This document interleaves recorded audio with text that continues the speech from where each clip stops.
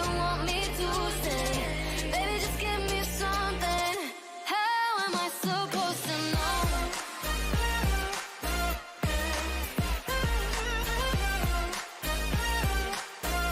How am I supposed to know? How am I supposed to know?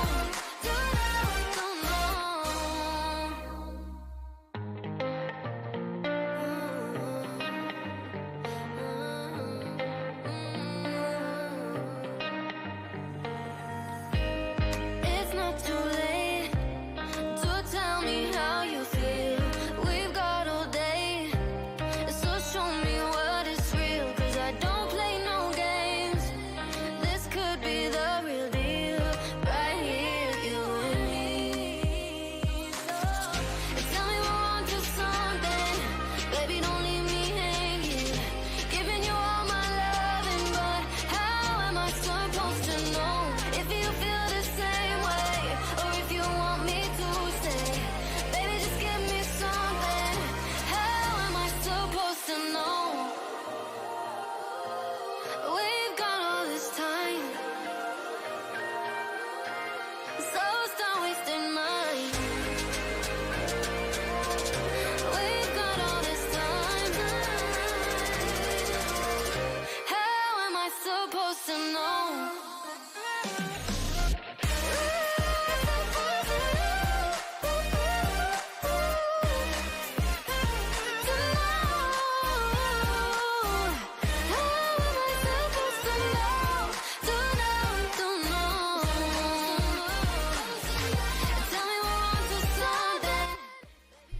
Alright guys, sorry for taking so long. I was recording a video for tomorrow morning, and I've just been super busy trying to multitask, do too many things all in one day, and believe it or not, I'm not even close. Not even close to having everything done that I was hoping to have done.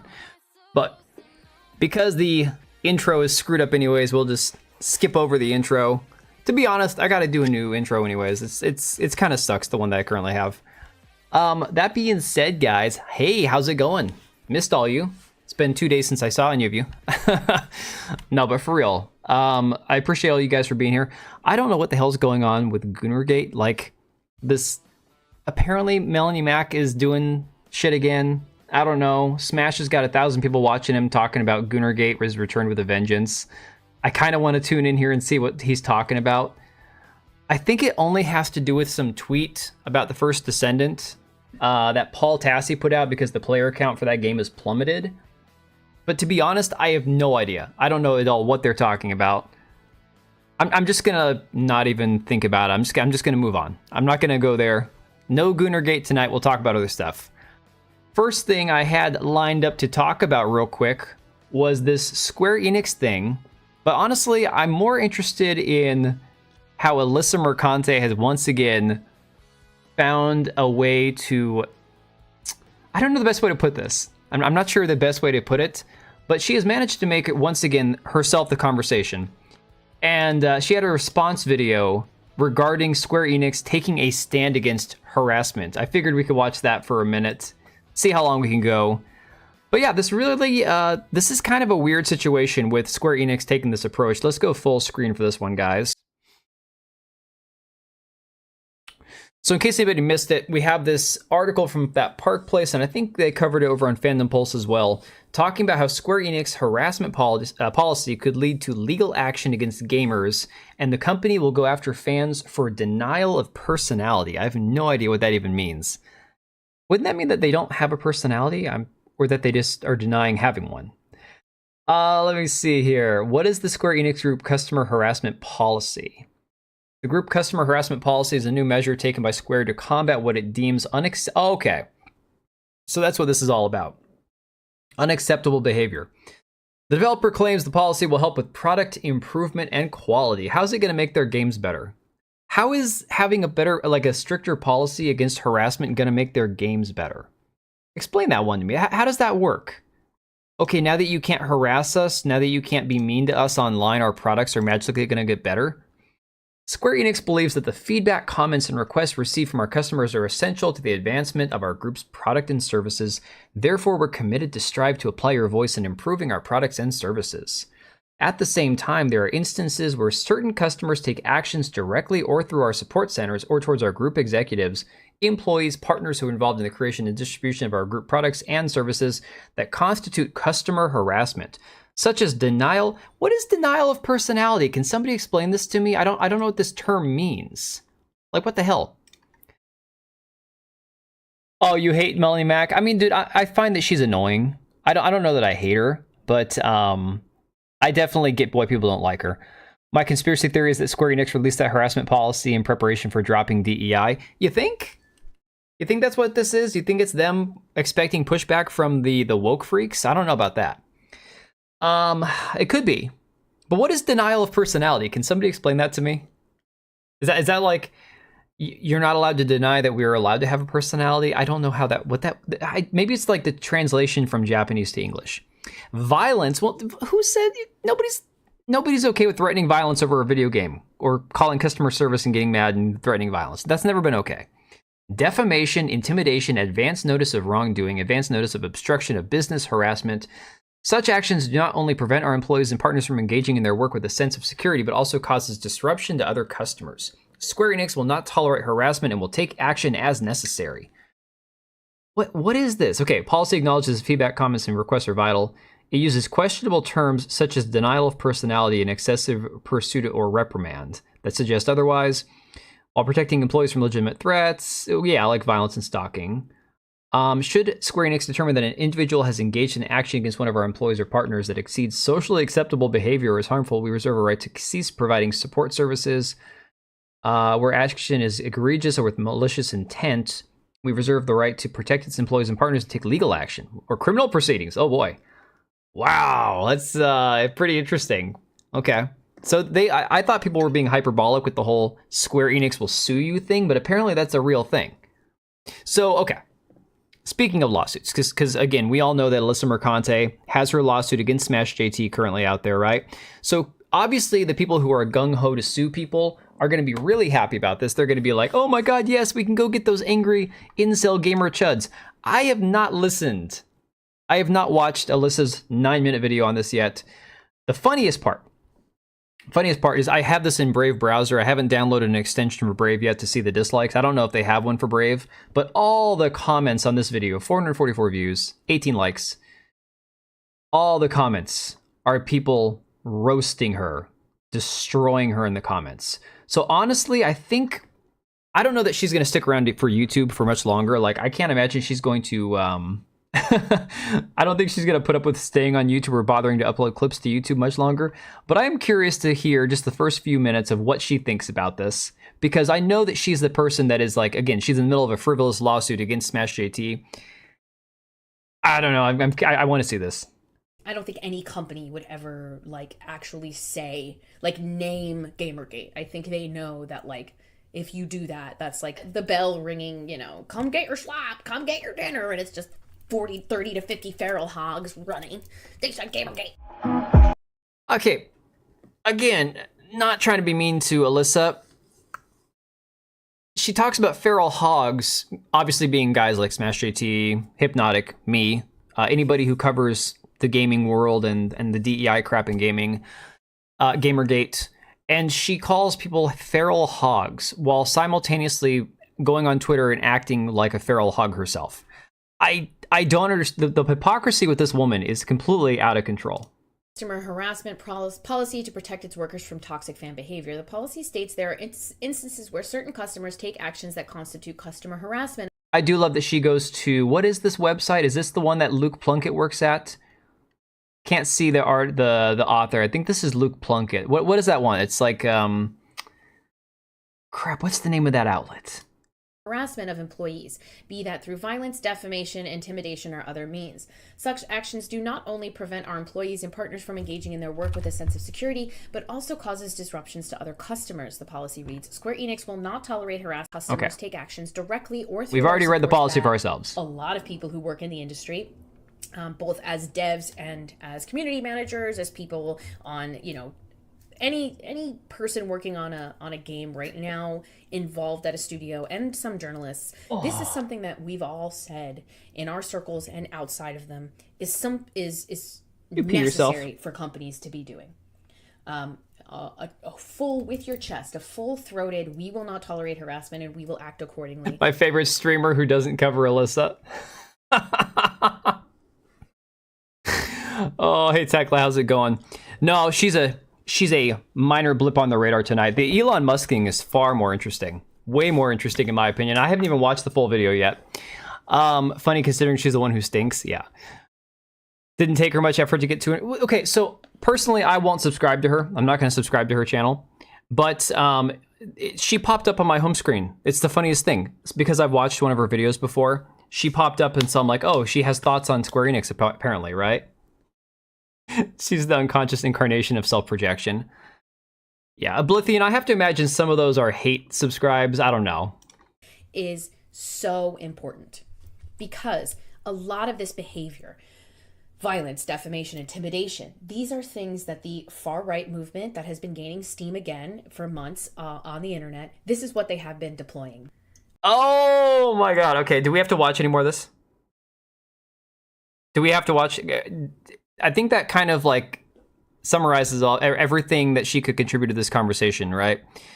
So Square Enix puts out a policy saying we're not going to tolerate violence, defamation, harassment and that kind of stuff.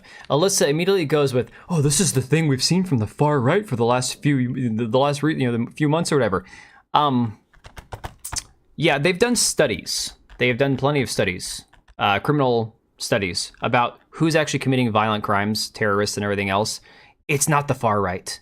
It's not the white nationalist far right Nazi guys like the National Front, whatever they call these dudes, the LARPers, the feds in gear. None of those guys are committing violent crimes.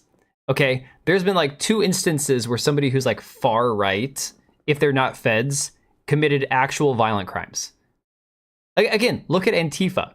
Look at BLM. Look at all these other movements that have caused billions of dollars in damages and hundreds, if not thousands, of deaths and crimes. But holy crap!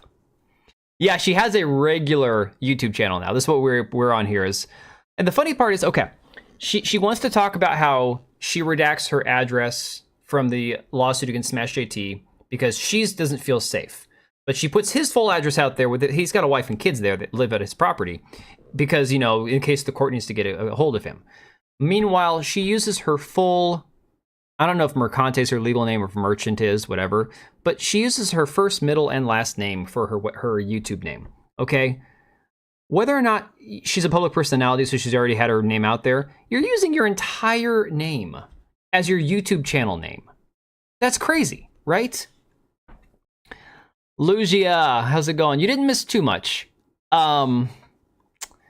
Except for her saying that Square Enix is taking this violent content policy approach because of the far right. I'm not even kidding. Is so important because a lot of this behavior, violence, defamation, intimidation, these are things that the far right movement that has been gaining steam again for months on the internet, this is what they have been deploying. I haven't seen anybody deploying violence. And I follow a lot of people who would be considered far right. And so apparently Alyssa knows of violence from the far right that I don't know about. And apparently it's, Square is responding to that. Square, they need to define what harassment means. But further than that, other than the occasional nut job who's, operating from like a anonymous account that was created, 5 days ago with a bunch of letters and numbers, like legitimately, I don't see people, even left-wing activists, I hardly see anybody deploying violence or harassment or threats. You use your real name? Oh boy, don't do that, man. I mean, Japan by liberal, socialist, left-wing standards is probably far right, yes. This is what they do, right? They say, a hypothetical, they would say something like, they find someone who works at Square Enix, they have a rainbow flag in their profile, and then they start saying that this person is a groomer. There is several of these high-profile right-wing reactionaries that call every single queer and trans person that they come across in the game industry a groomer. Oh boy. Well, okay. The problem is, yes, DEI, the term DEI and the term communist and the term groomer all get thrown around sometimes a little too loosely. The same way the term PDF file and Nazi and alt-right get thrown around. There are times where words get misused, absolutely. The problem becomes when people, their first thought, and you see this a lot with like left-wing activists, is they want access to your kids because they don't have their own children because they've either had a bunch of abortions, they're single and childless and in their 40s and they can't have kids anymore. You got the empty egg carton thing going on. A lot of times there'll be people who are just straight up too repulsive to have kids, or they're trans men with trans men or trans women with trans men or whatever, however those parts line up, right? And they physically can't procreate. So then they want access to your kids to indoctrinate your kids into their way of thinking. That's where the term groomer comes in. It's like, sure, not every gay person is a groomer, but I don't need people, teaching their ideology and beliefs to my children. I'm going to raise them the way I feel entitled because I'm the parent, and that's the way it works. Oh, I'm sure she hates conservative gay people, and I know several of them on Twitter who are definitely against Pride Month. They're against the LGBT activism. They don't want all that crap. They're like, hey, I'm gay. Leave me alone. I don't want to talk to your kids. I don't want to talk to you. I want you to let me live my life. And at that point, it doesn't matter if you agree or disagree with their lifestyle. If they are willing to, I'm going to let you live, you let me live, and we're going to leave each other alone, that's about the best case scenario you can hope for. I'm shocked that there has been more action against people for this. Should Square Enix determine that an individual has engaged in an action against one of our employees or partners that exceeds socially acceptable behavior? Good luck teaching these people socially acceptable behavior. Oh boy. Good luck teaching these people socially acceptable behavior from the woman who cannot keep her clothes on even now that she's not a sex worker anymore and posting her ass all over Twitter. All right. I think I'm done with the list of more content. Let's watch the Elon Musk video. This woman, I swear to God, she will never learn. I don't know if she'll ever know how to be a genuine, honest person and have any self-reflection whatsoever. But again, everything she claims everybody else does is the stuff that she herself does. Right, woke activists are using children as tools and the activists are parasites. Yeah, so that's the thing. It's, again, as a parent, whatever I feel the need to teach my kids or not teach my kids, whatever time that I decide, it's up to me. And the problem that pisses these people off is they believe that the government and the state should be teaching your kids everything they need to know and that parents shouldn't have any rights.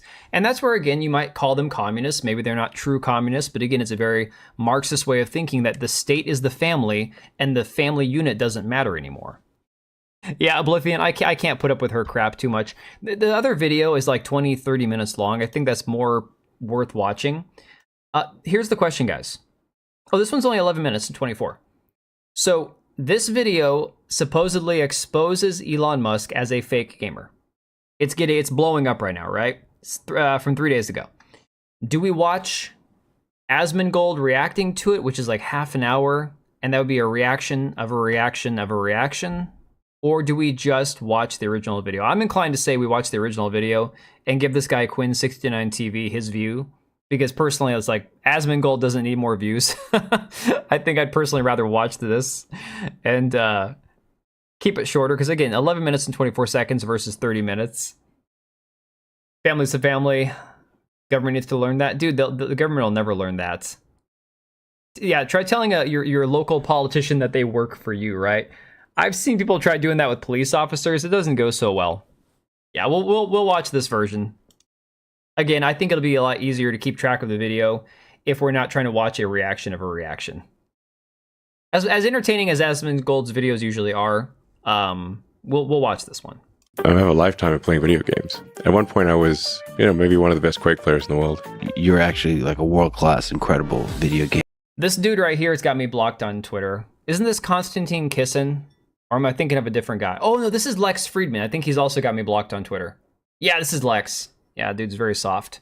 Game player. Yeah. Paragon board and the build, you're also an innovator there. Yeah. Ironically, he's also an Elon fluffer, as far as I remember. So again, I don't get along well with those people who like to fluff Elon. I played a lot of video games. You think about like StarCraft, any game where a lot of people are playing, to rise to the top, you have to be exceptional, period, as a human being. Yeah. There has to be something exceptional Elon owns about you. Tesla and SpaceX, who cares? Well, I think the problem is... he's not, I don't think Lex Friedman is woke so much as he's one of these guys like James Lindsay who, because he views something a certain way, you have to agree with him or you're wrong, you know? No, Candace Bree says Elon owns Tesla and SpaceX, who cares? I think people care because it's just plain dishonest. Elon kind of marks himself as, you know, like, for example, Henry Cavill. Henry Cavill is like the man's man. Good looking, tall, handsome, in shape, plays Superman, plays Geralt. He's a macho guy, but he's a gamer. He loves Warhammer 40K. He builds computers, right? He's one of those guys where he's that guy people look up to, right? So the reason people care is because Elon tries to present himself as like this hardcore gamer. I don't know if you know this, Candace, but Elon is like, he was the #1 Diablo 4 player in the world last year. #1. The richest man in the world who shouldn't have any time because he's tweeting at 3 a.m. running 3 different companies is somehow the #1 Diablo 4 player in the world. That's why people care. Yeah. Are you in the top 20 in the world or top 20? Wow, in Diablo. Yeah. Shooting rockets into space, making e-vehicles, starting a new department of the government. I actually let myself think maybe he actually is an alien because there's just no way, unless he's paying people to do it for him, which obviously he's not. So let's start off with some context. Right, so the entire premise of this is that he's lying. And again, I'm not stating definitively that he is not actually this amazing Diablo player, but I do find it funny that what are we looking at here? I don't know why YouTube keeps censoring Oblivion. And mostly I suspect it's the dishonesty aspect. Yes, that's what people are. Oh no, now it just popped up. Yeah, people are worried about the dishonesty. Elon Musk's character is currently level 97, aka rank 12 on hardcore. That's permanent death mode. Trade League. Let me try to give you a quick understanding as to how hard it is to get to that level. 2 weeks into the league, when people are playing the game, literally, they're staying up 40 to 50 hours without sleeping, only playing Path of Exile, and they are the most try-hard guys in the world. The highest. This is where I started to think maybe Elon has a clone, or maybe he's actually like a cyborg, or the cyberlink thing in his brain. Or the chips are in his brain, is able to make him like multitask or never have to sleep. No, it wasn't censored. It just didn't pop up right away. Highest ranked player on the Hardcore Trade League was level 93. Okay, and you're thinking about yourself, that's kind of close to 97. Every time you level it up, it becomes exponentially harder to gain experience. A lot harder and a lot harder. Okay, so these players, to get to 97, have to be playing the game every day for the majority of their day. Currently, what is their highest ranked player? They're level 97, same as Elon Musk. So, I mean, he effectively has been playing, pretty much just doing nothing except playing Path of Exile. So let's just go over some of the things. So this is them talking about his Path of Exile account. Yeah, this video is about Path of Exile 2, I believe, not about Diablo 4. But what's really funny is if you look at the amount of time that he would have to be playing the game to be where he's at like number 12 or whatever on the leaderboard, it is funny to think maybe he's actually the one playing the game and he has somebody else running his company so he can just sit on his butt and play video games all day. To be honest, I wouldn't fault the guy. If you're the richest man in the world, then you could do whatever. You know? Where does he get the time to do it all? Yeah. I don't think he does PvP. I think, honestly, it's just the campaign. But Elon was, like I said, #1 at one point, or at least in the top 10 on Diablo 4 last year. So supposedly that's how good he is, right? You'd wager just another AI. I mean, maybe he's having AI do it for him, or maybe he's paying one of these guys that he wants to bring over on the H-1B visa. Things that happened. So right away, we see Elon zone into his hideout, which is the area you do in-game content from. And he opens up his bank, and he goes to a tab called Elon's Maps, which immediately is a little bit of a red flag because I don't know why you would refer to yourself in third person, but okay, he does that. Elon Musk didn't play Path of Exile 1. In Path of Exile 2, maps are actually called waystones. And he never actually refers to them as maps. He calls them... Play another round here. This is a hard level. Waystone. So it's just kind of weird that he's, again, called his tab Elon's Maps. So almost like someone who's a Path of Exile 1 veteran is kind of making that tab and be like, Elon, there's a tab there called Elon's Maps. Grab your map out there. I've rolled them all for you. They're nice and easy. He then proceeds to... Now, I've never played Path of Exile, so I don't understand the map function. Like, is it pre-generated levels that you can play at different points? I don't understand how that works, but it is weird that he has them as Elon's maps. Unless, I mean, he could have done that because he knows he's going to show them on stream, because he likes to do this where he'll play a game via Starlink, like he'll be on a plane or whatever, playing a game to show off like Twitter's streaming capabilities. Imagine he's arguing for visas because he needs meals for the game. Yeah, I mean, who knows? I have no idea. I mean, they could play in another country. Starlink is available pretty much everywhere, right? How much did he pay on microtransactions? Oh my god, that would be insane to find out. Device and go to put a map in. The literal first... Guys, there's no public way to find out. Like, that's not public information, right? If you go to like Apex Legends or League of Legends or Path of Exile or any of these games, right? There's no way to find out what individual accounts have spent on microtransactions, are there? Is that all private information? Because I know that like games like CSGO have an actual marketplace where people can buy and sell skins for like thousands of dollars. But if that's public information, that'd be pretty interesting to find out, to see how much money that one account has spent on microtransactions. That'd be interesting. The thing you learn upon getting to the end game is how to operate this map device. You're going to start off at a node, and then from that node, you can go to adjacent connected maps. Now, Elon, he's trying to click. Oh, he's trying to do the map that's not in the chain. He's just clicking a map repeatedly, trying to access it. He was not eligible to enter that map. I just want you guys to understand, this is one of the highest level hardcore characters in the game. So this part of the video that I did see earlier on Asmongold's reaction is kind of important, because he's trying to click on something that at this point he should know how to do if he's at this level in the game, right? That'd be like if I hopped onto somebody's game that I'd never played before, and they were like the top game player in the world for that specific game, and I didn't have a simple understanding of any of the functions of the game, and I'm trying to pretend to be them. It would be like me clicking on the map. Say, for example, Manor Lords. I played Manor Lords for like 10 hours. I didn't even do well. There were parts of the game that I couldn't figure out, but if I hopped on the best Manor Lords player in the world's account, trying to run his account, it would be pretty obvious that it's not really them, right?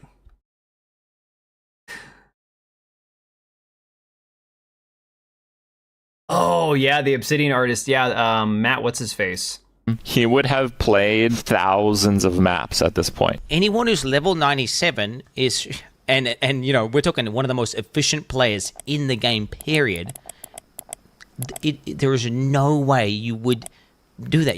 Why just like sitting there like some sort of geriatric old man clicking this node, expecting something to happen, and then he finally kind of gives up after a while, and then realizes his mistake. We then get a look at his inventory. So Elon Musk is stuck going into the map. Now, I'm not going to say Elon doesn't play video games, but he probably plays them more like I do in real life. Let's be honest. You know, a couple of hours a night, maybe a few nights a week. Not, 20 hours straight, 50 hours straight with no sleep. There's just no way. And with full bags. If you're an efficient player, you're going to clear a map, you're going to loot the valuable items, you're going to go in, and you're going to take those items, and you're going to basically look through the good ones, keep the good ones, list them up for sale, and then truck away the trash ones.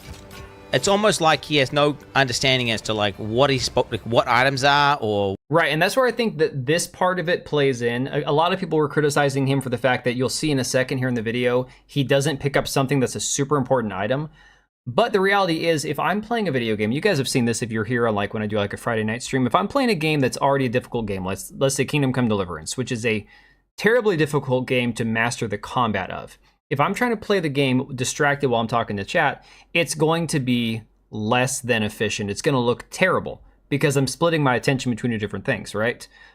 So yeah, I mean, I can give him a little bit of slack if he is streaming and showcasing the game, not picking up the best items. But again, if he is played to the point where he's in the top 20 in the world, we're not just talking about, the best in a region, best in a country, top 20 in the world. These things should be completely second nature to him. He could do it like, while eating a tuna fish sandwich and filing his taxes while he's playing the game as well. Hey, Mari. What you're even supposed to do with them. So now Elon zones into the map. So what I'm doing here is just boosting my shield before battle via meditation. Meditation before battle is always good. And he starts killing monsters. He starts obliterating monsters with his character. But what becomes obviously apparent Chaos Orb, no His loot filter. is like, he's just running past Chaos Orbs. He just ran past the Chaos Orb. Chaos Orbs are one of the most important currencies, and they're also really rare. I have about 140 Exalts. I have like 9 Chaos Orbs. That's like ectoplasm back in the good old Guild Wars days. Definitely some weirdness regardless. Well, and see, what they'll talk about in a second is the loot filters. I guess Path of Exile has the ability to where you can get rid of all the junk items off the screen to where you only see the best stuff. And that way you can, kind of minimize the amount of time you're wasting picking up crap you really don't want. So you guys understand. So in Path of Exile, the devs are these evil guys, and they talk about feeling the weight, and they effectively just drop tons and tons of items, and you have to know what to pick up. So what GGG have done? Wow, look at that screen. Holy crap. So without a loot filter, that is nuts, the amount of items. Wow. The people who make the game, they've made this system called loot filters, which gets rid of 90 to 95, even in some cases, like we're talking 98% of all loot that drops, because otherwise your screen is just cluttered, and you won't even notice. Look at that screen. Holy crap. When's it out for free? I don't know. How much is the game? Is it, because I'm pretty sure Path of Exile 1 has been free for a while, right? Still waiting for it to turn completely free to win. I mean, you can't go wrong with a free game, right? Although, to be fair, I have gotten some free games. Oblivion, you remember that one I played on Halloween, right? Sophie, The Echoes. That is a game that, honestly, I lost, more than I gained by getting that game for free. $30? Damn, the first one or the second one? The second one. I think the first one's free. Okay, so it's in early access right now for 30. When you get a good drop, it's unfathomable for someone to be in the top ranks without a loot filter. Yet Elon Musk, the god gamer, he doesn't play with a loot filter. The only thing Elon does pick up are maps, because the default in-game loot filter highlights those. Those things are worthless. The actual items of value that he should be picking up, that he would have had to pick up in order to get the gear, leave it on the ground. Anyone who's been playing the game and is a complete expert, we're talking he's cleared thousands of maps, he's been playing that character for hundreds of hours, he's going to be pretty damn good at, playing the character. See, I mean, I don't know, here's the thing. Maybe the reality is, when it comes down to it, he just doesn't care. Okay, so he's the richest man in the world, right? Maybe in the game he plays the same way, where, like, okay, he could honestly purchase anything with microtransactions, that he wants, so to his heart's content, right? Hey, Moxie! God, I wish that YouTube would actually give me a notification when you guys raid. Hey, Words of Paradise. Leon, how you doing, buddy? UK Gamer, welcome. Hey, Thousand Men. How's it going, dude? Geronimo. Who's an Aussie? Oh, this guy's an Aussie, yeah. No, they're dissecting whether or not Elon's a fake gamer or not. Honestly, I find it interesting. I know not everybody cares as much about it, but I think it's interesting given the fact that he's basically been, spending so much time talking about gaming, getting into the whole conversation. We were talking about, like, with the avowed art director, Matt Hansen? I think his last name is Hansen. About how DEI in gaming is a bad thing. And he's trying to sell himself as, like, this Giga Chad gamer, and it's like he doesn't even know basic functions in the game he's been playing. Titty sprinkles. I'll have to remember that one. Tell her thank you for that. Getting overpowered is never fun. Apparently in this game, there was somebody who got to, like, level 100 without dying, and then they disconnected and got killed by, like, a level 1 enemy or something. Matt Hansen, yes.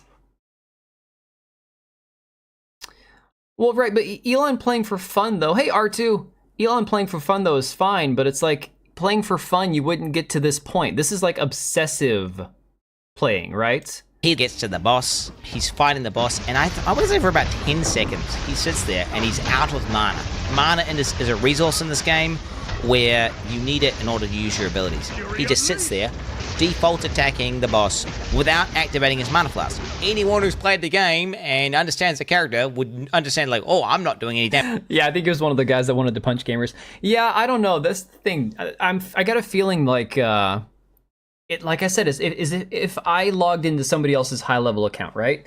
And I didn't know what I was doing, but I was trying to pretend to be the person behind the screen. I feel like that's how it would look, right? You can purchase things for buff, but not go crazy. That'd be boring.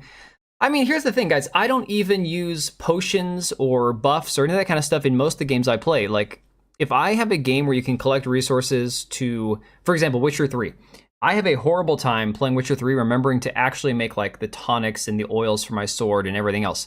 I just typically like, I guess raw dog would be the wrong expression, but that's just kind of how I play. Oh no, we're not trashing the Aussie. We're trashing Elon for being a fake gamer. Damage because I'm out of mana. Elon Musk takes 10 seconds. He then goes on to loot items off the ground. He starts dragging them into his bag. Like, I don't even know how to describe to you how painful that is to anyone who actually plays the game.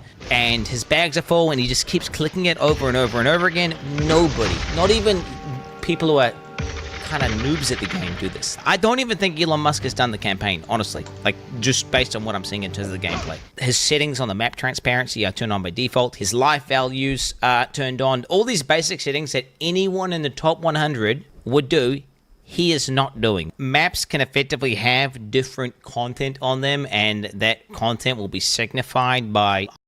Witcher 3 has lots of menus, yeah. Yeah, the ingredients. Honestly, that was one of those things where Witcher 3 I just tend to forget because there are so many items that a lot of times you forget like what combinations. And the thing with like the mutagens and stuff, and honestly, Witcher 3 is a fantastic game. And in fact, we're going to look at a trailer from the guys who left CD Projekt Red, and they've got their game coming out, I believe, next year, or they've got a gameplay teaser coming out this year for essentially the spiritual successor of The Witcher, and it has no connection to CD Projekt Red whatsoever. Someone plays the game different, must be fake. No, UK, it's not about being fake or playing the game different. Not. I like to be liked. I enjoy being God, liked. that was so loud. I have to be liked. Oh, thanks, dude. Appreciate you becoming a member, Big Ship. Welcome aboard, buddy. It's not about playing the game different and that making it fake. It's about the fact that the level Elon allegedly is at, nobody would play the game at such a rudimentary level. Even I mean, I guess the one exception, like I was saying, is if he's just trying to showcase Starlink and Twitter X's ability to stream, live stream from anywhere on the planet, and he's on an airplane or whatever, fine. But it just feels like again, somebody's wandering around in the dark without a flashlight. Icons on the map, so it could be a map which has an expedition in it, a breach in it, or it could be corrupted. Elon starts looking through the atlas, and he finds a map with, I kid you not, 4 things on it. There are 4 things there. So this one has a real risk of dying. 4 things. What are those things? God, dude. 4 things. It's 4 things, dude. So this one has a real risk of dying. Not this far in the game and calling it 4 things. Stop, bro. Dude, stop. That's like me when I can't remember a freaking a term for something in a game, and I'm just trying to think of the word off the top of my head, and I'm just struggling. Durban, South Africa right now. I know, Mari, I know you're a big fan of Elon, and I'm trying to be fair to the guy, but he keeps making it so hard lately, you know? Witcher 3 was super streamlined, and some still didn't do it. No, honestly, Tekla, I've been considering like going back and playing, because didn't they remaster Witcher 2, or is that still happening? Like, I would consider playing maybe the original. I don't know about playing the remaster, to be honest. Whale amount of money on Diablo Immortal, or am I being mistaken? I don't know. Oh yeah, no, I think he did. Didn't Elon play Diablo Immortal? It's like when Musk was talking about Fallout. It'd be like me talking about Fallout. Guys, look, one of my biggest I'm not gonna say flop or busts of a video, but my podcast channel that I have where I just talk more about like entertainment, but a lot of times gets more into like news and politics and sometimes entertainment. I talked about the Fallout TV show that Amazon made before the show came out, and I said, oh, it looks like crap, right? And I was complaining about it, and this is coming from me, somebody who didn't play Fallout. Then I watched this show, and I'm like, oh my god, the show is great. And then I had people who hated me in the video also hating me afterwards, because it's like, you hated the video or the movie, sorry, the show before you watched it. You didn't play Fallout. Now that you made the video and watched the show, you like it, but you still didn't play Fallout, so your opinion sucks either way. And it's like, I get it. I played Fallout 76 like twice, and that was my one experience with Fallout, so that'd be like me talking about Fallout. If they made the original Witcher 2's engine, it'd be great. No, dude, I think everything moving forward is Unreal 5 and beyond, you know? The guy with the headset in the middle of the screen. Oh, okay. I don't know. Maybe he did. To be honest, this guy, I think he was named Quinn. I'll have to go back to the video. Hang on. Quinn69TV. I don't know. If he is like some guy that spent a bunch of money on Diablo Immortal, then that will kind of lesser my opinion of him in the long run.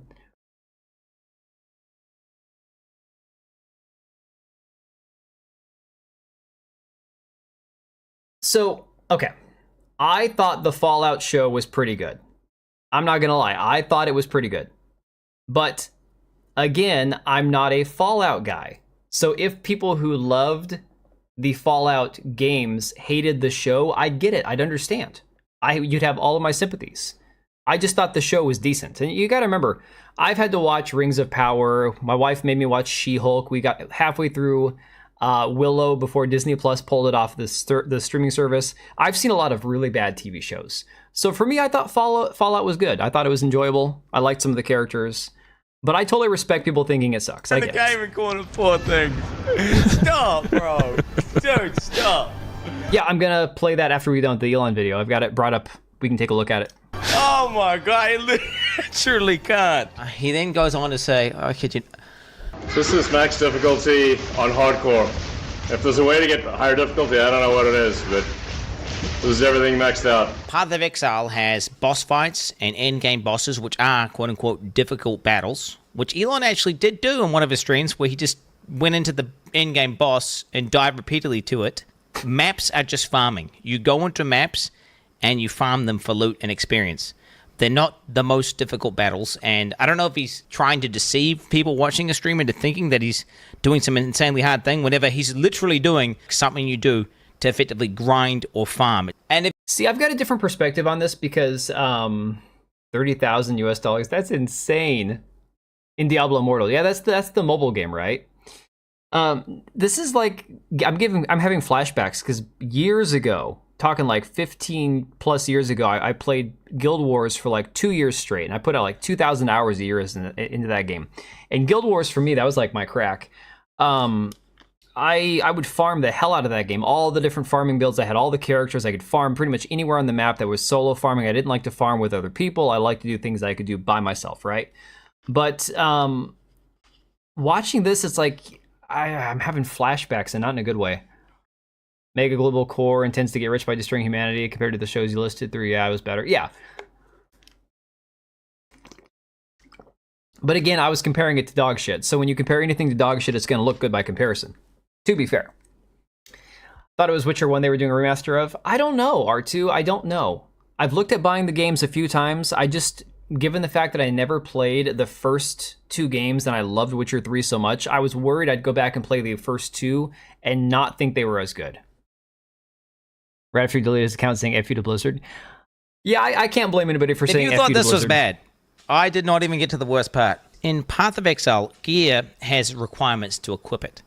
But that has nothing to do necessarily with how good it is. For example, one of the most powerful and best items in the game is a level 1 required to equip staff, which is maybe, I think, even the most meta build in the game right now. It's super, super broken, insane damage. And Elon Musk starts going over his gear. This is a great staff, but it's only a level, 62 staff. His weapon is, I kid you not, one of the best, if not the best staffs on the entire hardcore trade league. You cannot even buy it. Insane weapon. These affixes are, I'd hate to say perfect, but they might be perfect. Just the PvPS criteria on trade, we can see there's literally one staff in existence on the entire market. Not only does Elon have a staff that you can't even buy, but it's so good that the second best one, which is missing 2 of what makes a staff so powerful for an invoker, which is the crit and crit bonus, is still 20 divines, and that's obviously very expensive. Here I am, like level 95, but my staff is only level 62. my helmet is level 56. Int, lightning, and chaos resist. Okay, it's only 56. Amulet level. So it's like he doesn't even know what he has. Oh my god. He's pretty famous and immortal for being a whale. Oh, okay, I see. Now I get why you know him. Yeah, I didn't have a clue who he was. He's a Kiwi, not an Aussie. Trash away. Oh, okay. Now we can dump on him. No, honestly, I don't. Level 61. Ring is only level 48, 49. At least a level 75 jacket. It's a jacket with 6 things.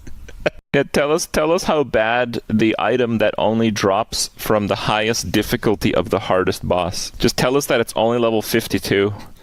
Did you find this at level 52? That's impressive. Level 52 here. They can only ever be level 52.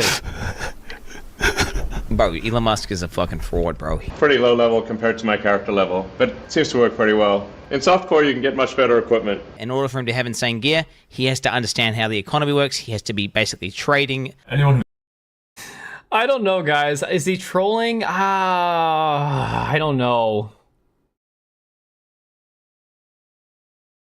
It's so hard to tell.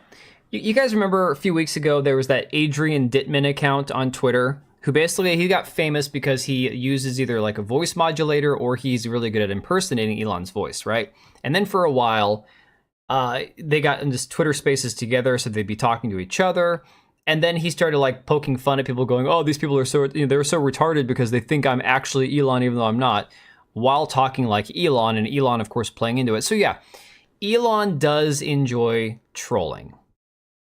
I don't know, that this doesn't sound like trolling. This doesn't seem like trolling. Maybe he is. Maybe this is just his Keck era that he's in or something. This just doesn't feel like he has a clue what he's doing.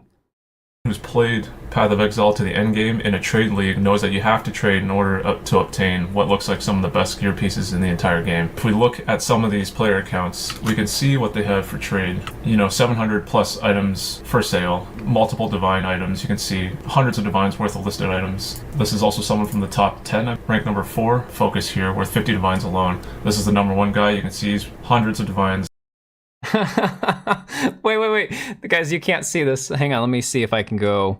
I can't zoom in. So in this video, which is a recording of Elon's stream talking about it, he's got all these different tabs open at the top. Okay, he's got Path of Exile, Path of Exile, Path of Exile, all these trade tabs. He's got like 12 tabs open. This one here, you guys can't see, where my mouse is hovering, right above here is a tab that says Elon Musk absolutely, and then I can't see with the rest. It's a YouTube video. So Elon has a tab open where he's watching a video about himself. But I don't think that's narcissistic necessarily, because he's the richest man in the world. But I find it funny, in the middle of all of these tabs about Path of Exile, he's got a tab open that's a YouTube video about himself. That's pretty funny.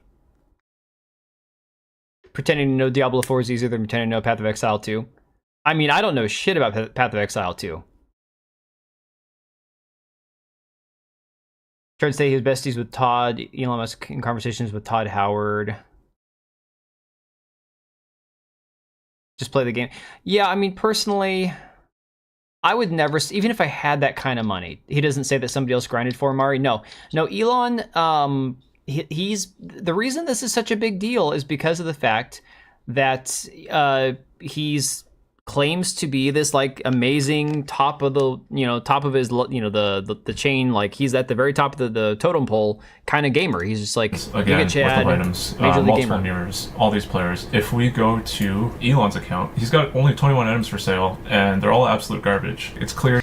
Oh, this guy isn't Elon. Hang on a second. That's why he's got that tab open. I thought this was Elon talking. This dude sounds like Elon Musk. Holy crap. He's really not making much money, or any money at all. So something I did notice last week, I did the same search because I was curious what he might have been saying. Why is this guy talking like Elon? Is this another bit this guy's doing? Like, I'm not the only one that's hearing this, right? This guy sounds like Elon Musk. Selling.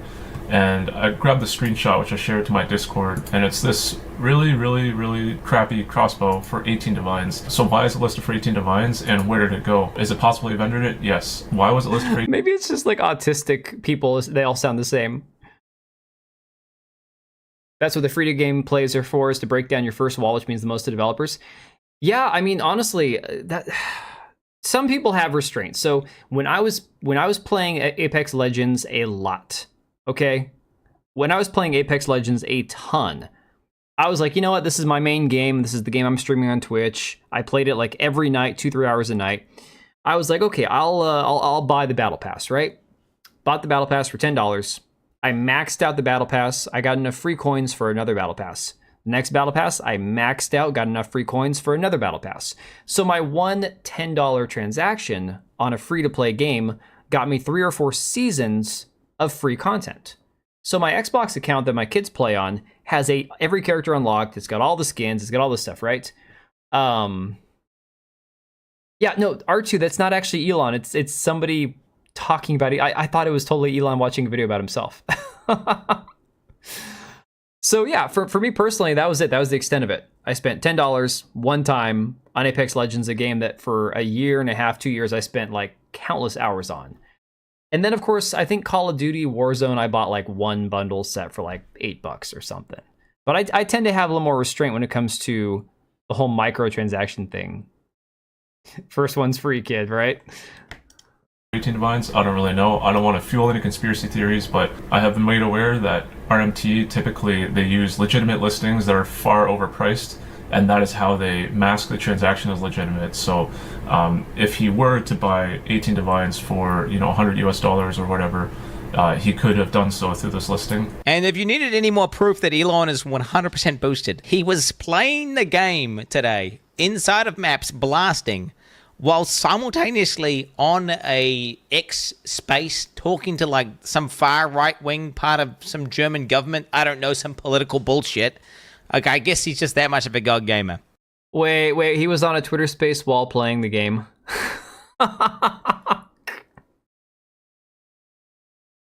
Yeah, guys, I'm sorry. I know that this isn't that big of a deal to a lot of people, but I'm gonna call BS. I don't think Elon's actually the one playing his account. I think he's got other people playing for him. Yeah, no, Candace, I don't even play mobile games. I despise mobile games. Anybody who knows me knows that I detest mobile games. The last mobile game that I played was when my first kid, my wife was in the hospital giving birth to our first kid. It took a couple of days because of complications and ended up being a C-section. It was just a big old mess, right? I had Angry Birds on my phone. Angry Birds. That's the last mobile game that I spent any time on at all. And that was just to kill time while I was stuck in the hospital waiting for everyone to be ready to go home.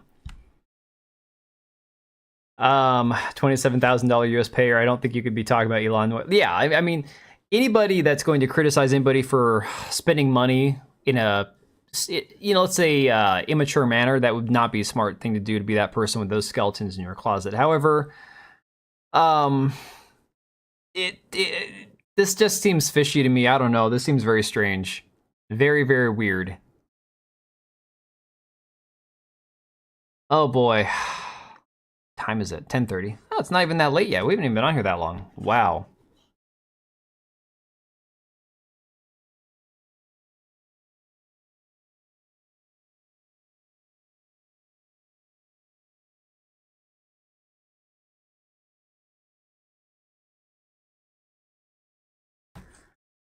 I doubt Elon would have the time to watch all the videos about him anyway. He played Ultimate Tennis like a junkie. Guys, I just have never been a big mobile game guy, to be honest. I don't have any interest in mobile games. I don't find them interesting. I don't know what it is about mobile games. I just don't really care for them. I thought we had the video brought up here. Let me see. Where is it at? It is, what's the name of that game, guys? The one that studio that is the guys that left CDPR. What's the name of that game?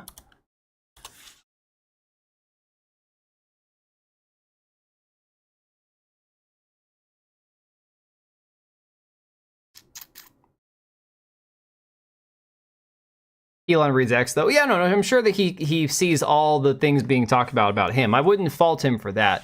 It was more, I thought that guy that was talking who sounded like Elon Musk was actually the one that he was actually Elon Musk talking about, the Path of Exile with a tab open about himself, which I found pretty hilarious, but no, that's not him. Okay, guys, that game that just released a trailer today, what the hell is the name of the game? It was the one that was from the guys that left CDPR and started their own studio. I cannot find it now to save my life. Here we go. Dawn Walker. All right. Let's see if we can find this. Dawn Walker.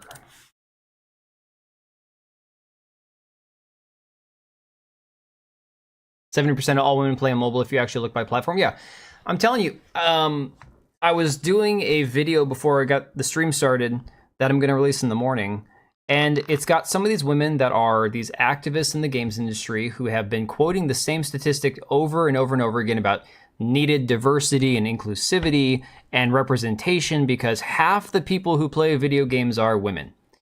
They love to quote that whole half is women, half is women, half is women, right? And that's just not the case when it comes to PC gaming or console gaming or the types of games that are played or the amount of money that is spent on gaming.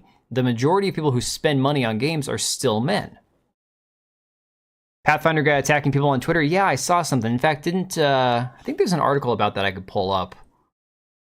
All right, so do we have it? We have just the game trailer right here. I don't want to watch IGN's. We'll watch the one from the actual developer itself. Rebel Wolf, yeah. Yeah, this one looks promising. I'm not going to make any promises that I think the game is going to be like the best thing ever. Kingdom Come Deliverance 2 is going to be freaking game of the year. There's no question. They've got set 47%, but 70% of that is mobile. Yeah, exactly.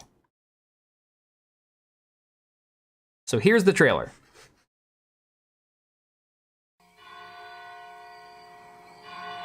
I love how they put that in there also from the director of The Witcher 3 Wild Hunt, days after CD Projekt Red came out and said, oh, you know, we still have the whole team here, blah, blah, blah, blah, blah. It's like, okay. You got to skip around with the Rebel Wolf site, but it shows something. Are we talking about the video or something else?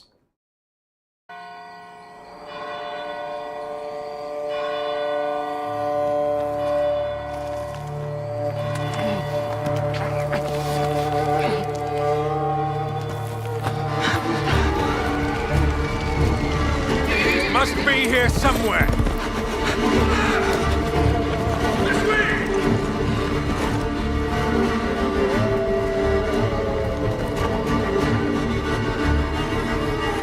Turn this down a little bit. Let me know if you guys want it louder.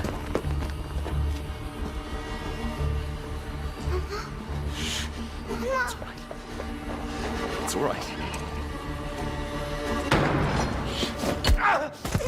Lunka! Don't hurt her! You gave us quite the chase, young man. Please, sir. She's just a child! Ah, Roderick, remind me. Did I make an exception for children? No, sire. No. That would have been foolish, would it not? They spread the plague just as well as adults. And there's only one Don't way kick the baby. Yeah. to stamp out this sickness. No!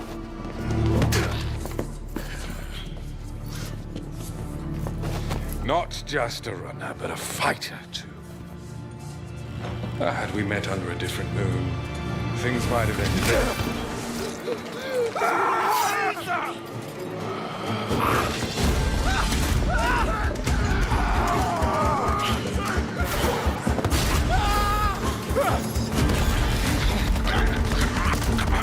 I gotta say, I love this big dude here. What is that, Mongolian? Dude looks freaking awesome.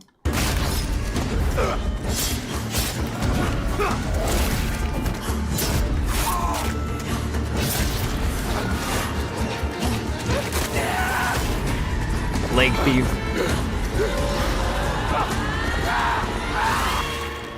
That's a hell of a way to go right there.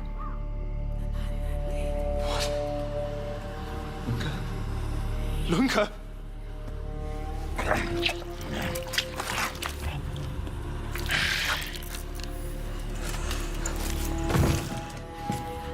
My sister.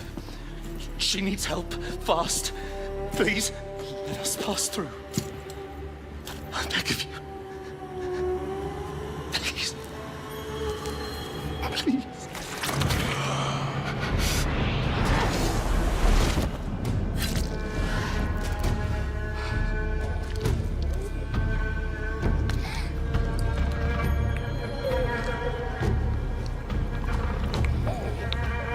I gotta say, is this a more recent thing or am I remembering it wrong? Like, I thought vampires, traditionally in lore, it was always the vampire bites the victim and turns the victim, right? And then for a while now, they've done this thing where it's like, if the vampire bleeds in your mouth, now you turn into a vampire too. I think they did that in Supernatural also, where the vampires turn people into vampires by having them drink their blood. Like, I'm not sure if I like it, this part of the lore, as much as like traditionally like vampire biting their victim or whatever. Those guys been busy? Yeah. Yeah, something with the Black Plague, I assume, right? I don't know. How? I am life. I am death. I am everything in between. I have been Oh, she's not your little turned. Valley. Okay. Pestilence, famine, killing. Interview with the vampire, yeah. Spilled carelessly like water. Things will be different now.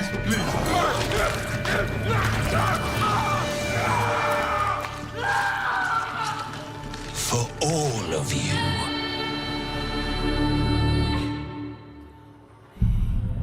Well, clearly the guy you play is a vampire or something. Like, he's doing supernatural stuff right here.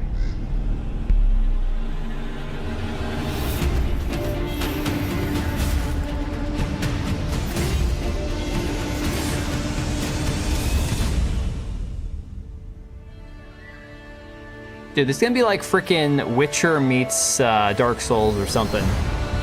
You just cured her? Okay.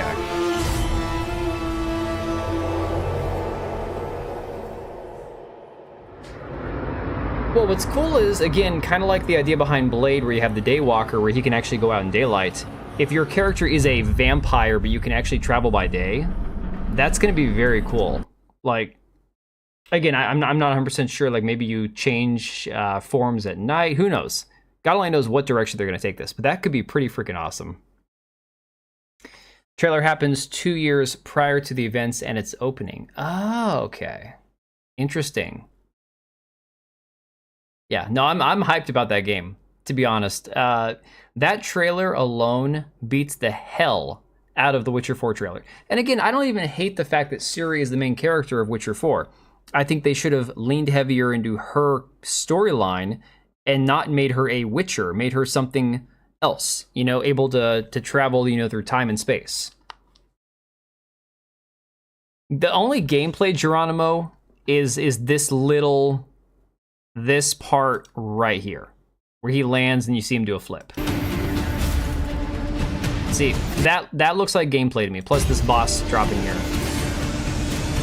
No actual gameplay yet. So that, yeah, summer of this year. But still, I mean, if you like Power Stranger in Day and Night, if you like The Witcher 3, if you like vampires, if you like Dark Souls, from what it looks like, Souls type games, something in between human and vampire. See, that sounds freaking awesome. That sounds freaking awesome. And they say that we just hate stuff. This looks great.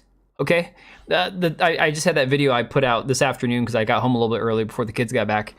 And I'm like, you know, all these devs that are like constantly complaining or saying gamers suck or they're toxic or they're incels and bigots and they're just haters and we can't ever say things look good or that we enjoy things. This looks fantastic.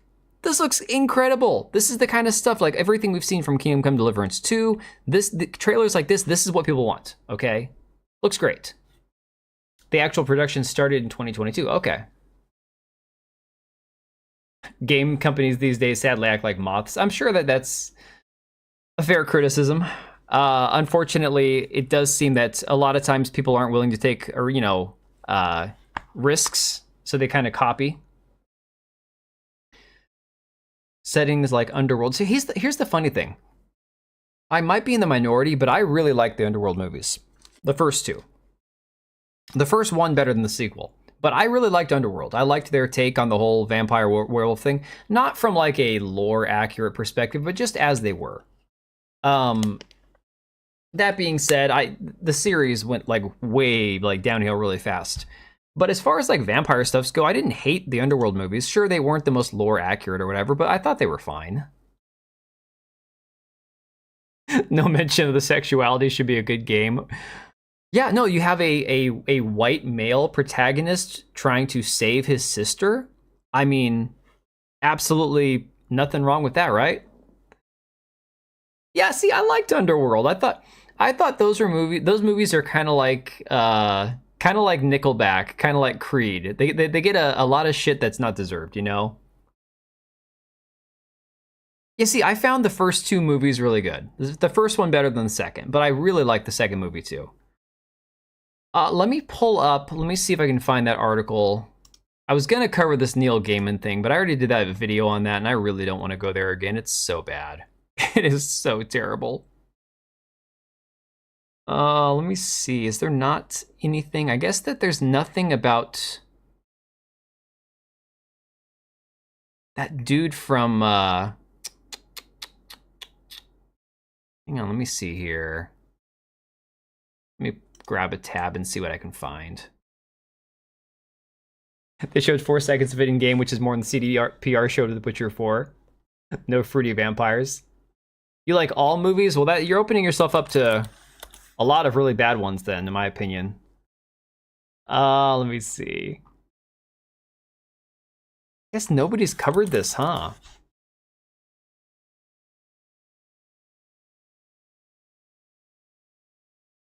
That's crazy.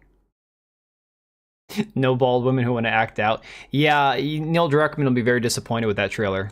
Not gonna lie, he's probably not too happy about it.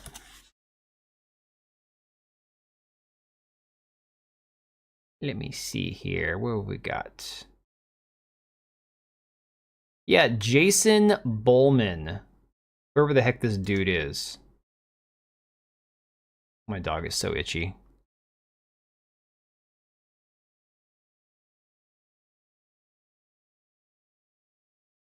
Here we go. Here's the original post about it. I'll see if I can find this guy's Twitter account too.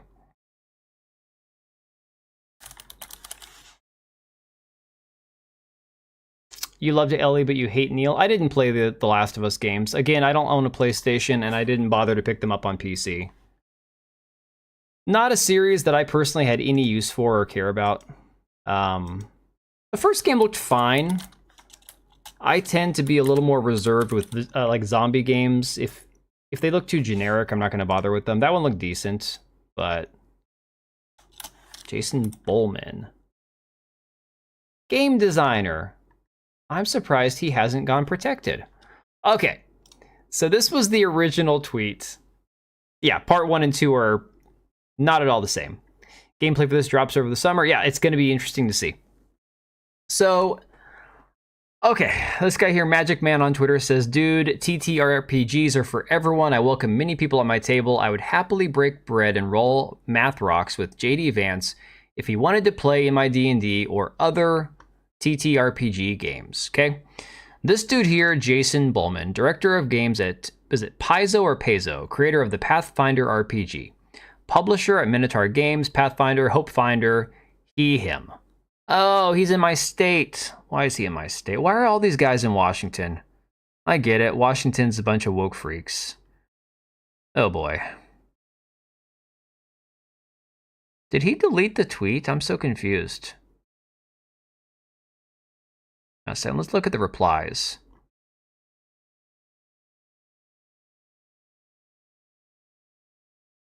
When is this tweet from? Oh, this is from August. That's why I'm not seeing anything. He doesn't tweet very often. Okay. So yeah, in his tweet here, I guess this is in regards to something JD Vance said.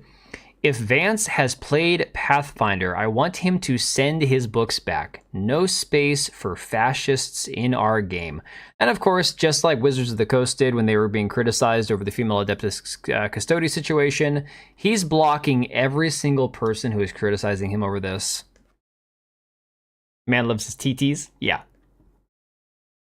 Boston's woke now? Hasn't Boston always been woke?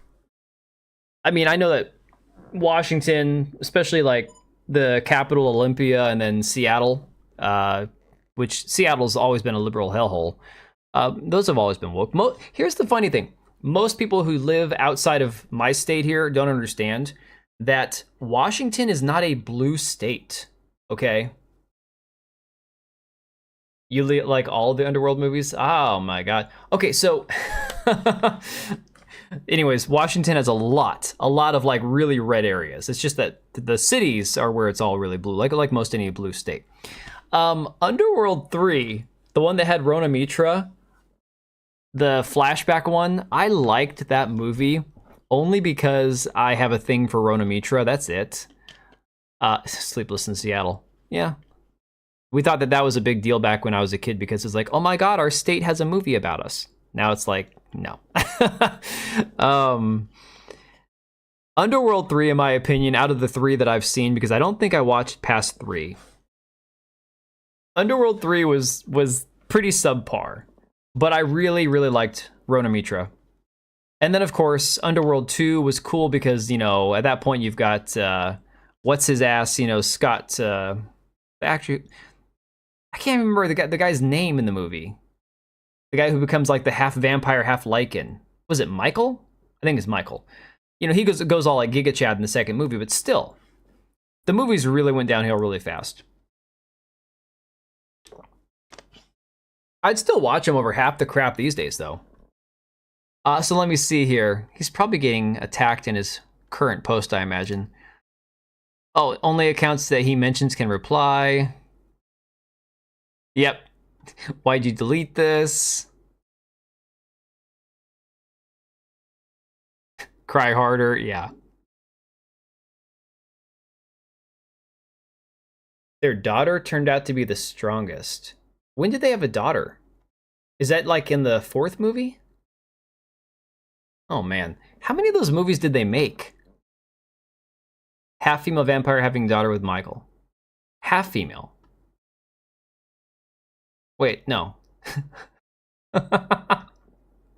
Pretty sure she was all female. Yeah. So I don't know. I don't know if I really want to get into this whole Neil Gaiman stuff. Like I said, I covered it in another video. You guys can go watch that if you want to. It was already disgusting enough as it was to sort through. Celine. Well, yeah, but Celine's not half female. I think you meant like half vampire. Hey, Hook, how's it going? Half vampire, yes. From the very beginning, had a daughter with Michael. Okay. Yeah, I don't think I saw that one. Crap, I thought that this video thing was going to take a lot longer than it did. Yeah, you can call her Celine, you can call her Selena. I haven't watched those movies in like 15 years, so odds are you still know more about it than I do. She turns into a complete vampire later on. What? How do you go from a half vampire to a complete vampire? Hey, you guys want to see some scary shit? I don't know if you guys have seen this or not. So they just had the CES, which is like the big computer electronics expo in Vegas. I think it was just this last weekend, right?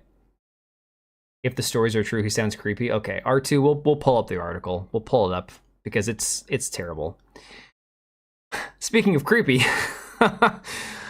okay, says tech firm releases life-size AI robot girlfriend that can express emotion and talk to you for the affordable price of $175,000. Real Robotics CEO Andrew Kegel says he's trying to make robots that are indistinguishable from humans. By incorporating advanced motor technology, Melody enhances movement fluidity, modularity, and interaction, making her a versatile option for a variety of applications. Melody was created with the intention of having robots that are easy to travel with and modify for various forms of personal interaction. So here you go. Here's 50 seconds of absolute uncanny valley terror for you. This is Aria. So this is our flagship humanoid AI-powered robot. She's highly realistic. She has her own social media, so she might be competing with you one day. Can you replace humans for jobs? I'm excited to be here at CES Darling, I'm more about enhancing human experiences rather than taking jobs. Think of me as your entertaining plus one. She's not meant to replace humans, just be your... It's pretty incredible. I can't even right now. She can drive around full body, 175,000. Moving base. If you have any questions. She's not walking, but she can move. She can drive around, yep, on a Roomba base. She has LED lights to convey more emotion. Red means angry or green. Yeah. That is just beyond creepy. And again, you know, the minute that somebody buys that, what they're doing with it. Selena played a perfect band. Yeah, Kate Beckinsale, fantastic vampire. They look like they're high, 100%. These are not what I would imagine like peak AI is going to look like one day. But this is just that really creepy intro to it. This is great news for extremely wealthy losers. Look at this thing. Absolutely terrifying. Ah, gross. I could see her twist my head when I'm sleeping or eating. Turning into a robo assassin. Honestly, that would be another concern. Looks like a dead or alive character. No, dead or alive characters look better, Lucia, in my opinion. Someone just said it looked amazing. Well, Candace, maybe it looks more convincing in person. You can tell by the way it's moving and all that it's just not fully fleshed out yet. But unfortunately, for me, this is just a whole nother level of creepy, right? All right, so R2, since you brought it up, yeah, you know he's gonna buy it. Maybe Elon will buy one. I don't know. Although Elon wouldn't waste time with it because he can't procreate with it. If it can't have a baby, he's not going to. Never mind. All right, we'll cover the Neil Gaiman thing and then we'll wrap up. The microtransact. I'm not gonna go there. I'm not gonna say it. Not gonna say it. All right, so again, Neil Gaiman is one of these situations where I have nothing lost from this. It's like the guy, Eric Kripke, that made The Boys. Don't care. I didn't watch The Boys. For me, it just doesn't ruin anything for me because it's like whatever, right? It's whatever. A very elaborate fleshlight. Yeah, exactly, Tekla. But Neil Gaiman, the dude that created The Sandman, American Gods, and I think there's a few other big ones that he's got credits for. It came out a couple years ago, started to kind of come down the pipeline that he is a bit of a predator, and unfortunately he also is a male feminist, and those two things tend to cross over quite a bit. There tends to be a lot of overlap between the male feminists and the predators, right? And so now it says, Neil Gaiman abuse victim Scarlett Pavlovich speaks out with graphic details of the Sandman creator's violent perversions. Are you defying your master? Okay. So New York Magazine did a deep dive on this dude. And unfortunately, guys, there's stuff in here that I've already had to say once on a video that I'm not going to repeat. But it's pretty disgusting. So in 2024, he was accused of a misconduct by 7 women. And of course, that Tortoise podcast that released the initial investigative, piece on it, they were the ones that talked to a few of the first victims, right? Now, of course, New York Magazine is covering it. They've done a deep analysis of the situation, spoken with several of the women involved, and he's being accused of behavior ranging from creepy to all-out like rape, providing an account of his childhood surrounded by the cult of Scientology informing his behavior, as well as how these escapades led to his divorce with Amanda Palmer. Probably like in the 7th day. Yeah. The bathtub thing is only like the tip of the iceberg, R2. It gets worse. And the bathtub thing's in here. This is that's that Scarlett Pavlovich gal, right? It says, while many know about the encounter with Scarlett Pavlovich in which Gaiman infamously declared that they merely cuddled in a bathtub, Scarlett's account of the situation is far more harrowing and graphic, according to the new article. And then, of course, there's a content warning because this gets really disgusting, really, really bad. So Scarlett recalls him saying, I've had a thought, why don't you have a bath in the beautiful claw bathtub in the garden? It's absolutely enchanting. And after this, the situation got very dark. Pavlovich did not anticipate Gaiman would show up in the bath. Here's my initial issue with this entire thing. And I'm not blaming the victim. I'm not doing the victim blaming thing. Gaiman is a creep. Total predator, right?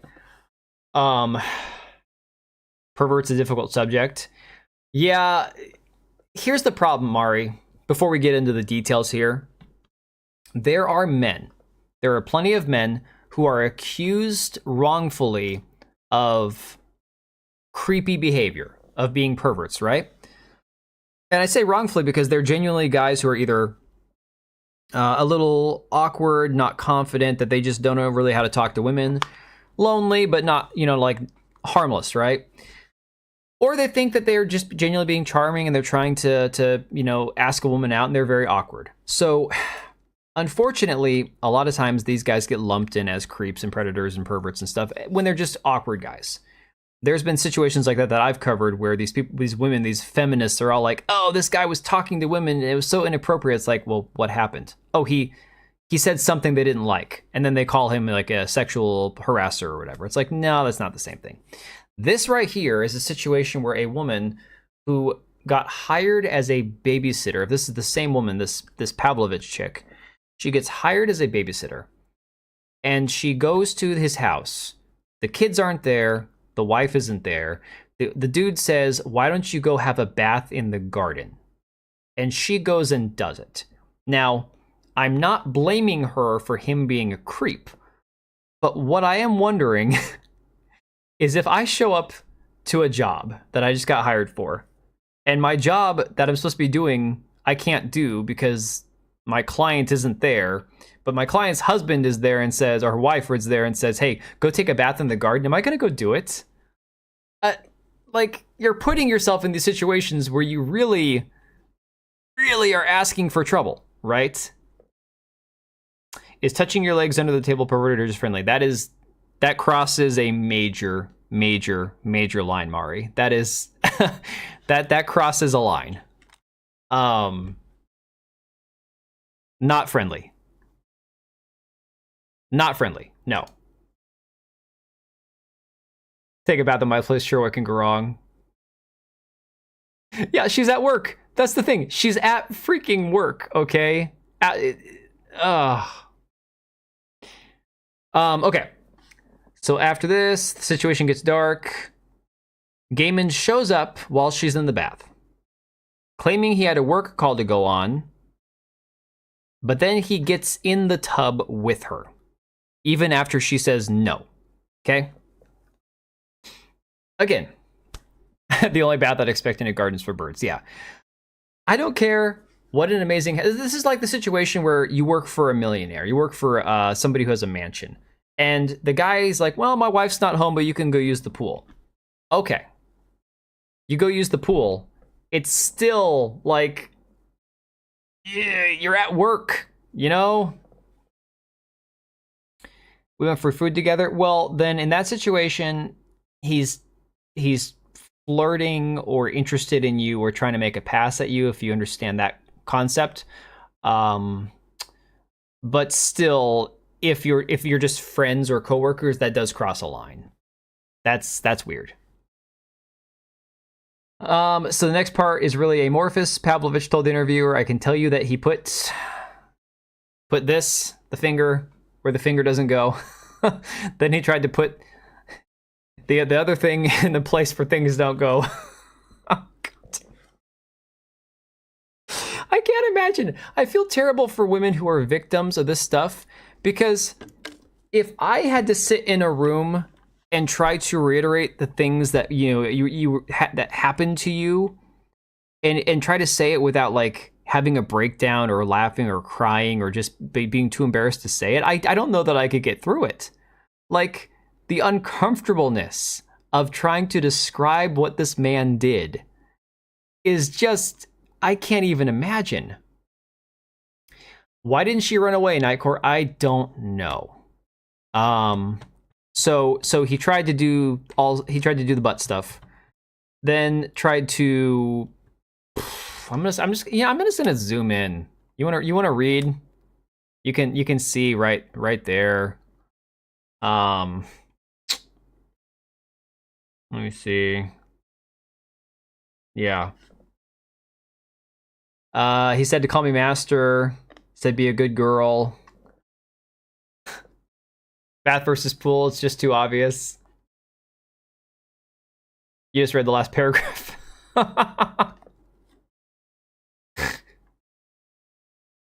Afterwards, she recalled him saying, Amanda told me I couldn't have you. Pavlovich recalls him saying as soon as he heard this, he knew he'd had to have her.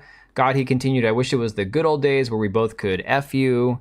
Again, because apparently this dude and his wife, I said in my video on my other channel that this is kind of like an Epstein-ish situation, it seems, where he and his wife would both be with the person, or like his wife would help him get access to the girls. Very creepy, very strange. It's real. Candace, it is real. The allegations are real. They're not... Okay, so I don't know if any of the victims were legally underage, but they are all younger. They were all, most of them were on the very much younger side of things, like 18-ish, around that, right? Situation with her got worse at points where Scarlett describes Gaiman as beating her with a belt, forcing, raping her in several situations, and even an incident where she was forced to... No, he's not arrested. I don't think. I don't know if there's charges that are currently pressed or not. I believe right now these are just allegations. I don't know if the charges have been pressed or not. You guys could check that for me if you want. He forced her to taste her own number 2. So that was a thing. Not the only encounter like this. She detailed at one point, she said that he peed on her, peed on his hand, told her to lick it. According to Scarlett, Amanda Palmer told her. So the ex-wife told this chick that apparently this has already happened 14 times to other women, that he allegedly slept with another babysitter in his prior marriage, that some of these events were done, according to Scarlett, when Gaiman's young son was in the room. Palmer later allegedly told her, I've had to do this before and I can do this again. I'll take care of you, talking to the woman that was assaulted. Filed her police report in 2023, hoping Amanda Palmer would help, but when it came to, Palmer refused to talk to the police. Again, the ex-wife, kind of like a Ghislaine Maxwell, Epstein situation, helped get these women, put these women in a position where they could have things done to them, and when they needed her to back them up on the story, she wouldn't talk to the police. Yeah.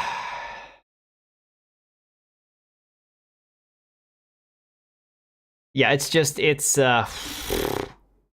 disgusting. Very, very strange, Mari. Very gross.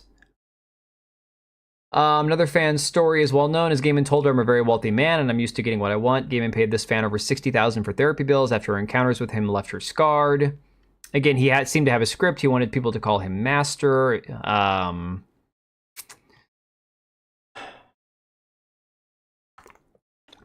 $60K court settlement.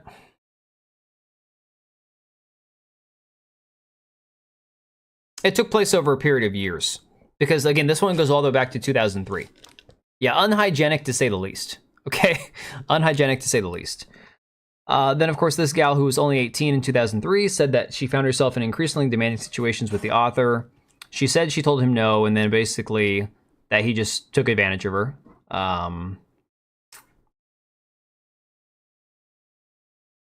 This is one sick dude. According to Tortoise, Gaiman's representative said the situations were consensual and that the degradation, bondage, domination, sadism, and masochism may not be to everyone's taste, but between consenting adults, it is lawful.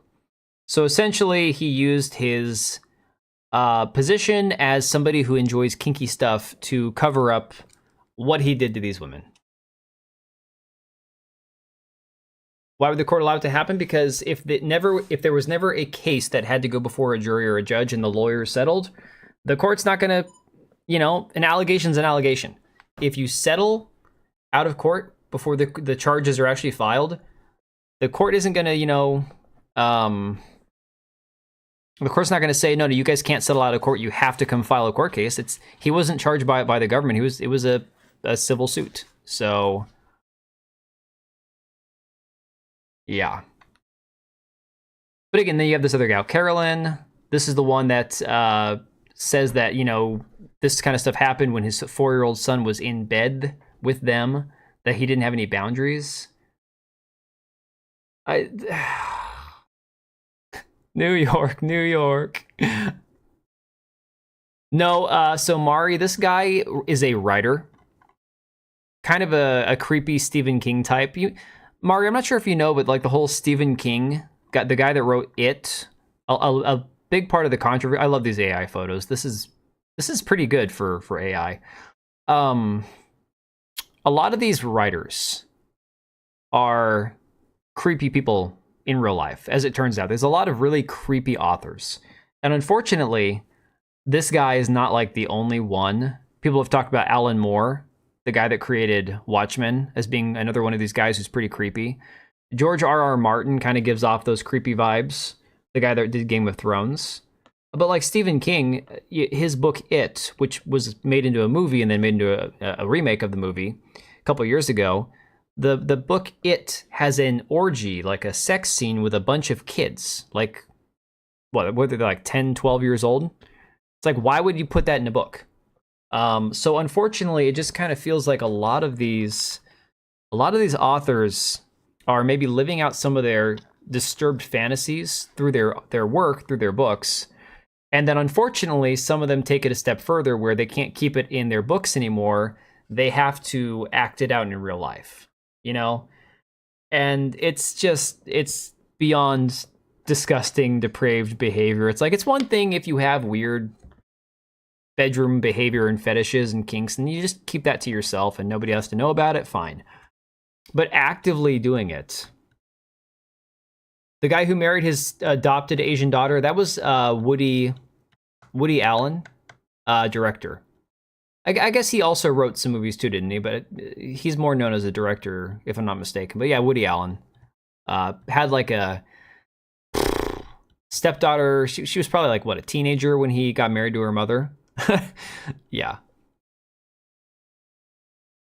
Yeah, no, Nightcore, that's definitely got them PDF file vibes going on.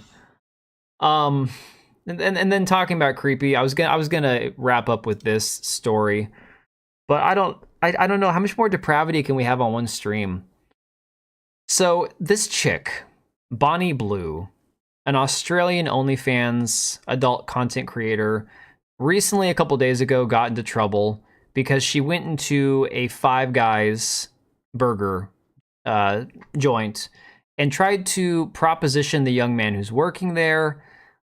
He turned her down, but she's like, I can't see it on the menu, but I was wondering, where do I get the Five Guys from? And he told her, no, I don't do that. I'm going to stay a virgin until I'm married. You know, the nice, good, wholesome answer. But she wouldn't like give it a break.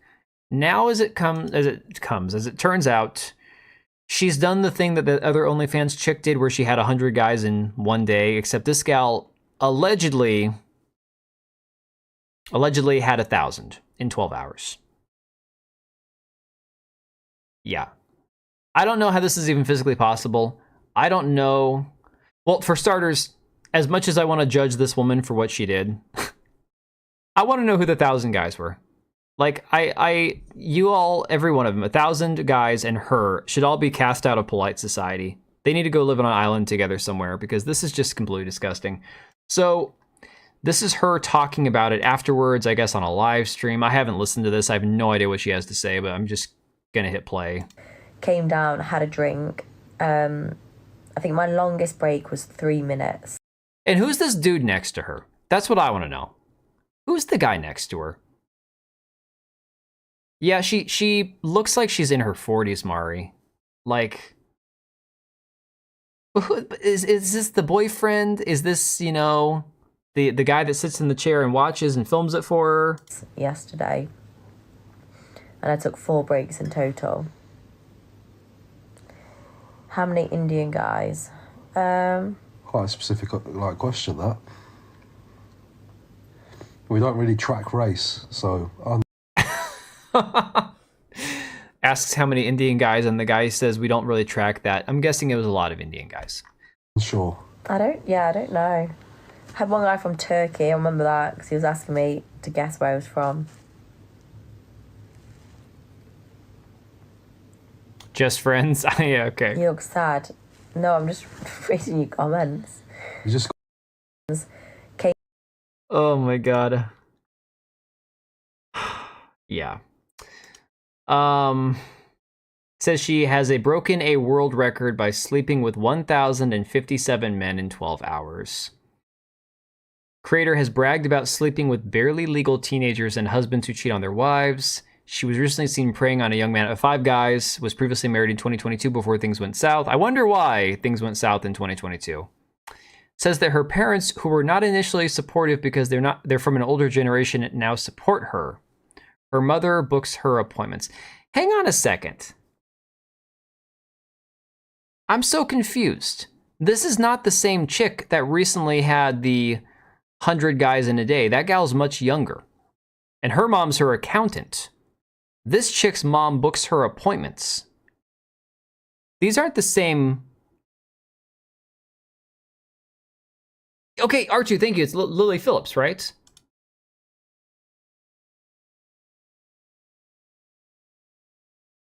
Yeah, that was a different woman. Oh my God. Yeah, so this gal, I'm assuming, is older. Like we said, probably in her 40s. This is what my face looks like after taking 1,000 men less than 12 hours ago. Your face looks fake. I don't even know if I want to believe that this is real. I don't. Yeah, Candace, it was a different girl. Apparently they're competing. Well, this gal just won whatever the hell competition this is.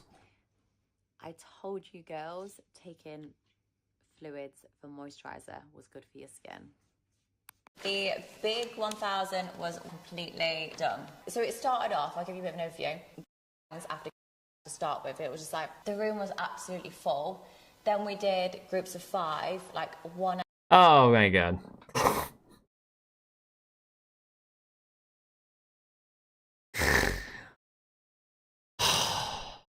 Dude, we're all screwed. The world is cooked.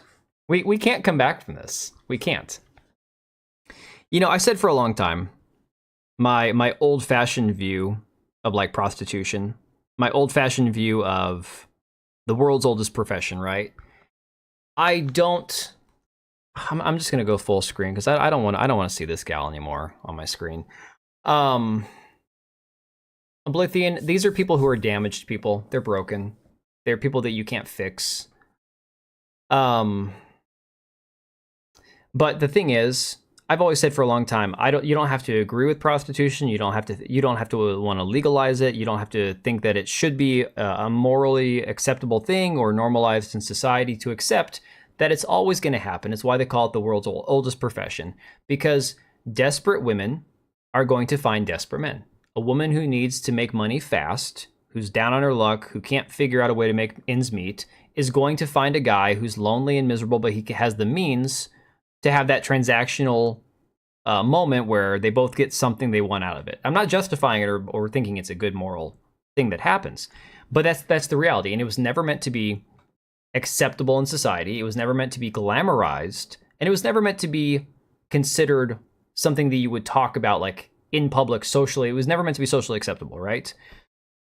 However, we've gone like 180 from that to where the thing that we knew happened occasionally that we didn't want to talk about, you accepted it as something that happened, but in very small circumstances to a certain percentage of people. We've now applied like this is now normal for society to aspire to try to be like, oh, well, you had sex with 100 men, I'll have sex with 1,000 men. And again, I don't want to let any of the men off the hook in this situation. If you were in that room, like I said, you deserve to be exiled from polite society and not be allowed to be with any woman for the rest of your life. Like, if you're in a room with a bunch of other dudes, naked, waiting to have your turn with this woman for 30 seconds, you might as well just go be with a bunch of other dudes, because, my God. But, unfortunately, we've gotten to the point where we've normalized the sex work, if you want to call it that, the industry, to the point where now it's so glamorized that you have women, and by extension people, men and women, thinking that this kind of shit is normal. You know? Yeah, oldest profession, you know? But yeah, see, Candace, I don't even like the fact that it's legal in Vegas. I don't think it should be legal, okay? I think it should be one of those things that we just kind of, like again, I don't think that marijuana should be legal. I think marijuana, smoking weed, should just be one of those, like a misdemeanor, slap on the wrist, and then just stop being stupid, go do your thing. I believe legalizing marijuana has done more damage than good. And not like as a gateway drug. I'm sick and tired of smelling weed everywhere. But like as far as like, you know, the ramifications of it, I don't think anybody should be in jail for smoking pot. So it's kind of one of those double-edged swords. But this whole thing, next to Million Men, hepatitis A to Z, they'll get more than just that. We're talking. So for her, from the perspective of this woman, you can never come back from this, right? There's no coming back from this. And then as one of those guys, imagine having to admit to somebody down the road, yeah, you hear about that woman that had sex with 1,000 men? I was number 997, you know? It's just so messed up, you know? And again, people have been like, oh, well, the guys are worse than the woman. I don't know. I don't know. That'd be like saying, okay, I'm going to stand on the street corner and let 1,000 guys punch me. They each get one shot, punch me wherever you want. Or am I going to say that the guys are worse than I'm the idiot standing there getting nailed once, you know, one time over and over and over and over by 1,000 different dudes. So don't take that out of context. Please don't clip that. You get my point, right? I still think it's disgusting for these men that participated, because again, why would you want to go there after 100, 200, 300 other guys have been there? We're not talking like a woman that has like even like a huge body count, like a long history of partners. We're talking there was just 900 other guys there. You know?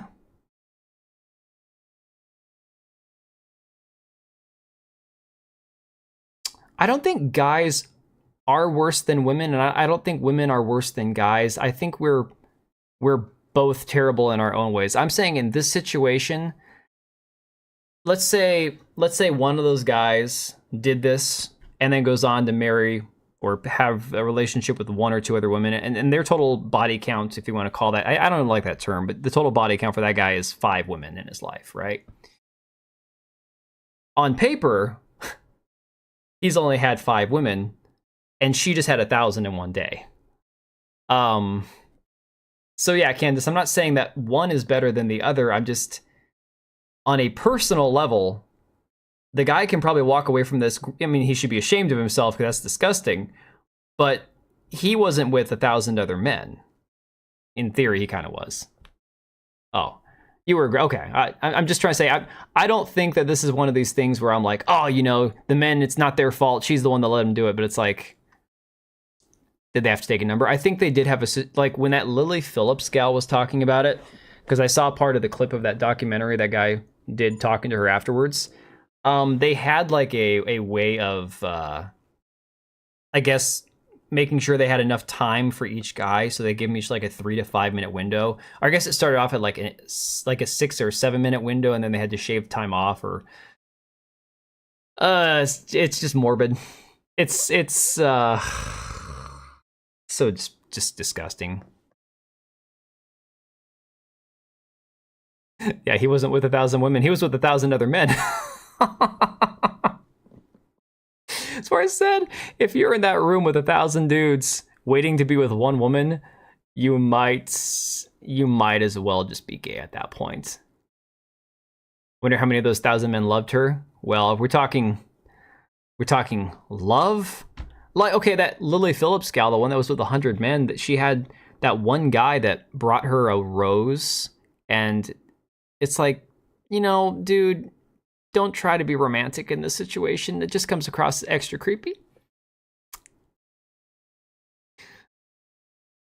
Your body count is still single figures, and you're a guy in your 50s. There's nothing wrong with that.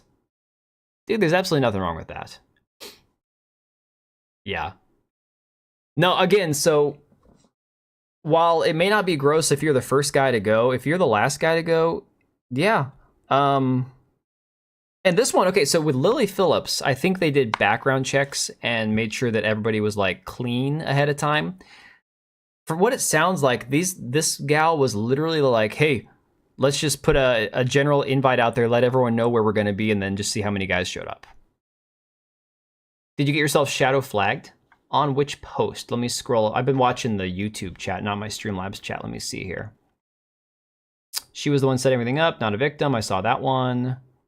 Now she can change her name to YouTube, name to Uber or 9 million.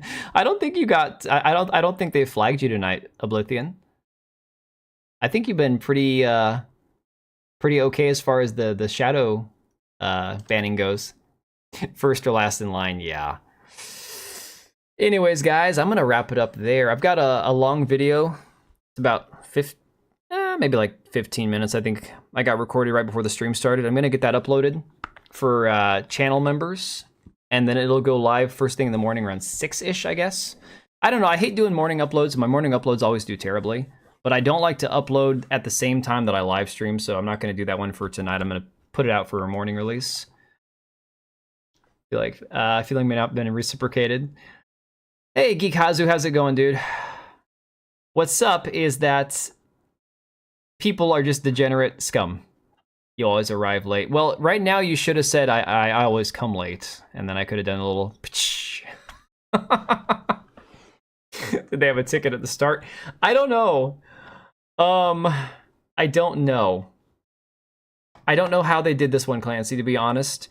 But like I said, I'm pretty sure with Lily Phillips, the chick that was with 100 Men, they had a situation where you had to apply, and then they had you, I think, go through like a STD screening and all that.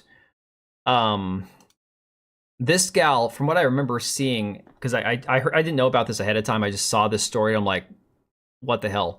It sounds like it was like an open invitation, like literally just show up. This is why they had 1,057. They didn't even have like a even 1,000 men. Those women fight for abortions rights? Yeah. Well, Mari just got censored. It hasn't shown up on YouTube chat yet. But, 100% Mari. That's, it's unfortunate because this is the same mentality of women where it's my body, my choice. And it's like, but all these women that want to scream, empowerment and respect me and my body, it's like, and then you have women doing this, Oh, Geek, we just played the trailer for that tonight. I've been playing a lot of Kingdom Come Deliverance. I'm trying to get good at that game before the sequel comes out. So I'll be streaming that game the day it comes out. Not during the day, obviously, because I think... What day is the 4th?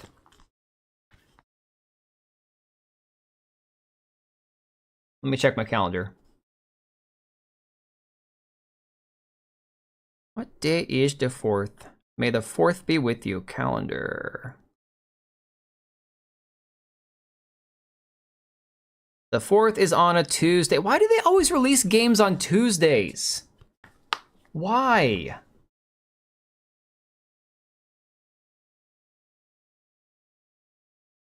Why always get censored? I don't know, Mari. Yeah, Geek, the trailer looks fan-freaking-tastic. I'm super excited about that game. But again, we're still a couple years away. Because again, we don't even have a gameplay trailer yet till this summer. But that game's going to be a lot of fun. But no, Kingdom Come Deliverance, I've been enjoying the hell out of. Starship Troopers is like my go-to for just chilling, which if I have a night where I'm just uploading videos, I tend to do that, but I'm making myself get back to playing more Kingdom Come when I'm not just on stream, because I want to get better at the game before the sequel comes out. Dude, Kingdom Come Deliverance has doubled the script for the sequel. They have like twice as many words. They have more words, more spoken lines in the sequel than Baldur's Gate 3 had, okay? They went all out. And I am so hyped that this is such a... Kingdom Come Deliverance 2 is going to crush so many sales numbers, and they're not even like a AAA studio, per se. I mean, I'm pretty sure Warhorse is just a independent studio. And to see those guys kicking ass, and now we have this trailer for this other game from Rebel Wolves, which is going to be freaking fantastic, I'm hoping. It's like, what we could have gotten from Witcher 4, or from a series spin-off game if they'd done it properly, by the people who really know how to do it well. So I'm excited. There's a lot to look forward to this year. There's a lot of slop. I've got a video coming out on Hyper Light Breaker tomorrow morning. In fact, if you guys haven't heard about that, let me pull that one back up here. Where is that game at? The player freedom's awesome. Can't wait to play the second. Dude, I get myself into trouble on that game because I play it like a moron. But let me see here a second. I think I've got it. I think I've got it brought up here. I had a tab. Hyper Light Breaker.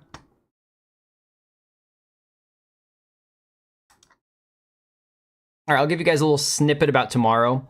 Marco Corrosion, who I think used to be a moderator for Cabrutus Rambo over at DEI Detected. I don't know if they had like a falling out or whatnot, but he messaged me on Discord and told me about this. So Hyper Light Breaker is a game that Heart Machine, which is another indie studio, is releasing tomorrow. It's going to be in early access. It's a Sweet Baby Inc. game, a game that they heavily worked on. And of course, the studio behind them was begging for money on Patreon not that long ago. And he tagged me in this part here. He sent me this. Apparently, they have connections to all sorts of DEI crap between this person, Danny, who's their environmental artist, and she runs a Discord server for all these woke developers to try to give each other, inside jobs and stuff to empower minorities in the gaming scene. They go to like Game Developer Conference. They've got the Game Developers of Color Expo. They've got nonprofits. There's all sorts of stuff. This was a massive rabbit hole that I dove down. So that's coming out in the morning. But yeah, this Hyper Light Breaker game, it comes out tomorrow. And to be honest, I don't know how I feel about the trailer. It looks, to me personally, it kind of reminds me. Oh yeah, R2. I'm switching over to Brave. I'm trying to get everything off of Chrome. Warhorse have 250 people at their private company. Hey, 250 is not that many, Tekla, to be honest. There's 3,000 people, I believe, working on Assassin's Creed Shadows, okay? Oh, damn, sorry, R2, that sucks. This game, cosmetically, kind of reminds me of Risk of Rain 2. I don't know how many of you guys played that game. I played that for a while with my buddies. Once they stopped, we all stopped playing together, I stopped playing the game, so I haven't touched Risk of Rain 2 in years. But aesthetically, it kind of looks the same to me. Let me turn this down a bit.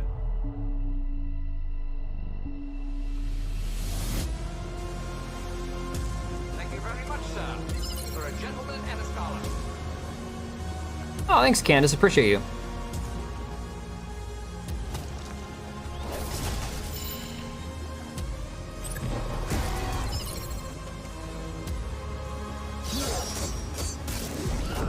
Like, generally speaking, I don't hate the way the game looks.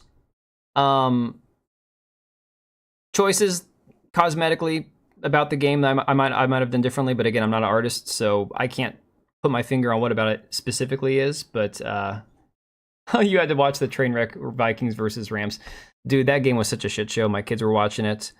The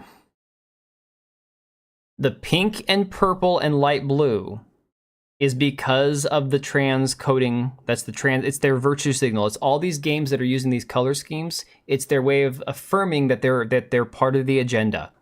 And they're going to call us crazy conspiracy theorists for saying that, but it's very true. It's the reason behind it. Apparently, Geek, there's not actually any spoken lines in this game, according to what I read, but I could be wrong about that. So again, not much room for a narrative designer, right? Looks like a quickly made game. It could be. It could be one that they just kind of cobbled together. One thing I've noticed about a lot of these activists that are also game developers or game designers, they don't have much true game designing experience. They don't get into the games that are hyper realistic. Again, Hellblade 2 was bad because the story sucked. But Hellblade 2, if you had the right machinery, the right rig, could have looked amazing. On my computer, it was kind of iffy, a little Uncanny Valley, the Unreal Engine 5, I wasn't a big fan of, right? The game could have looked really good. This game looks like it was made by people who don't know how to do that with the assets that they're working on. Exodus by Archimedes Entertainment. I have never...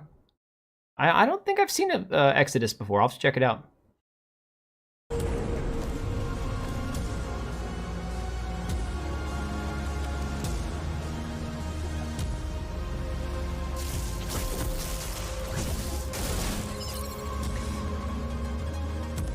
You know what it reminds me of? Do you guys, the developers who made Pal World, before Pal World, they made Craftopia.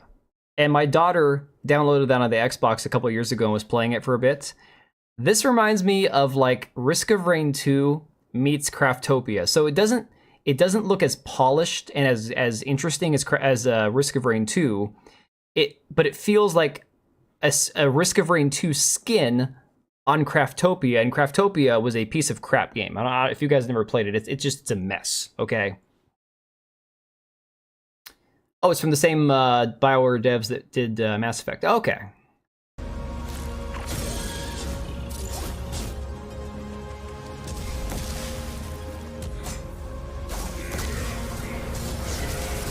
Early No Man's Sky. Sci-fi version of Blood of Dawnwalker. Oh, that could be cool.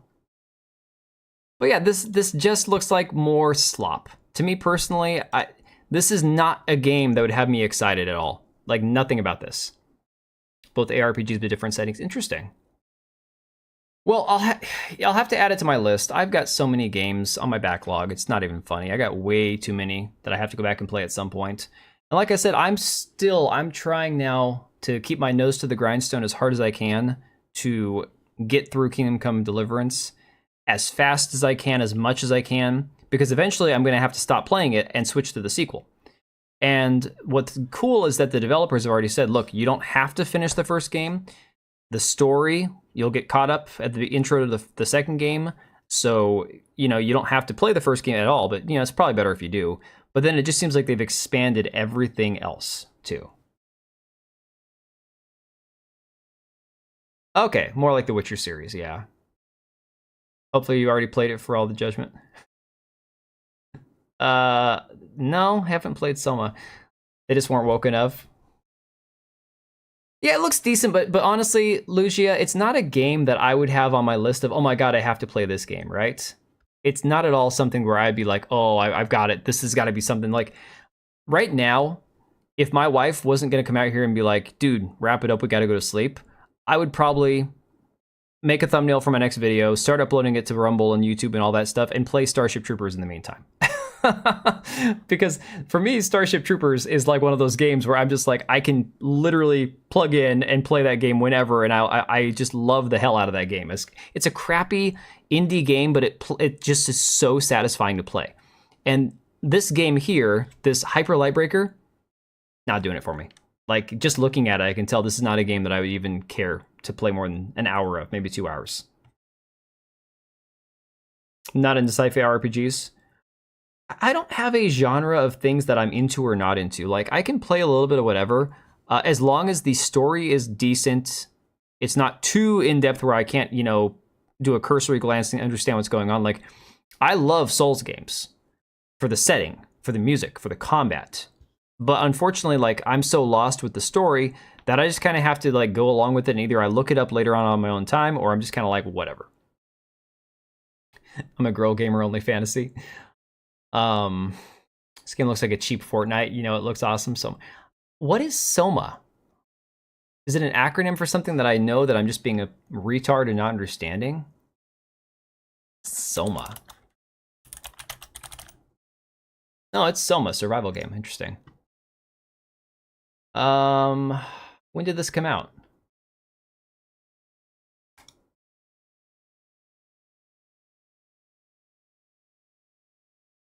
May contain content not appropriate for all ages. Oh my. I can't play that then. Released in 2015. Oh. Well, that makes sense because I didn't even have a gaming PC till 2019. I was strictly on Xbox and the occasional Nintendo system. Rogue Trader. Never heard of that one either. It's goated? All right. I'll have to check it out. I think it was the people who made Amnesia. Oh, Amnesia is another one that I put on my Halloween stream list of games I wanted to play, but I just never got around to it. Yeah, the thing about RPGs is they have to be the right kind of game for me personally. It's so hard. Some RPGs are so intricate. Like, my biggest issue with Kingdom Come Deliverance is that there are so many pieces to it that I struggle. Like, the combat alone is something that you really have to master. And then there's everything else. I was looking, so I got to the monastery last night in crap, I can't remember which town it was. And I go to the monastery, and it's like there's the alchemy center, and you can learn how to do, like, you got the sand timer, and then you got to use the bellows to heat what you're cooking, and you got to know how long to do it and follow the ingredients and the recipe. It's like, holy crap, right? The level of detail that Warhorse put into the first Kingdom Come Deliverance game is insane. It's absolutely mind-blowing. And when you compare a game like that to something like this, which looks like, honestly, again, I'm not a developer. I don't mean to demean the hard work that developers do. This doesn't look that intricate, at least not to the same level. It's like night and day, you know? Quite time consuming, extremely, yeah.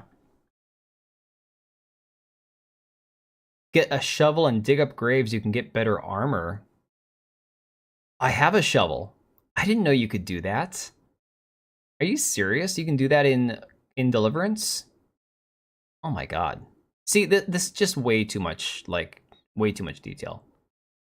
Of course, in response to this, this is the clip from Melissa Mercante's involvement in Gaming While Black that everybody's been sharing.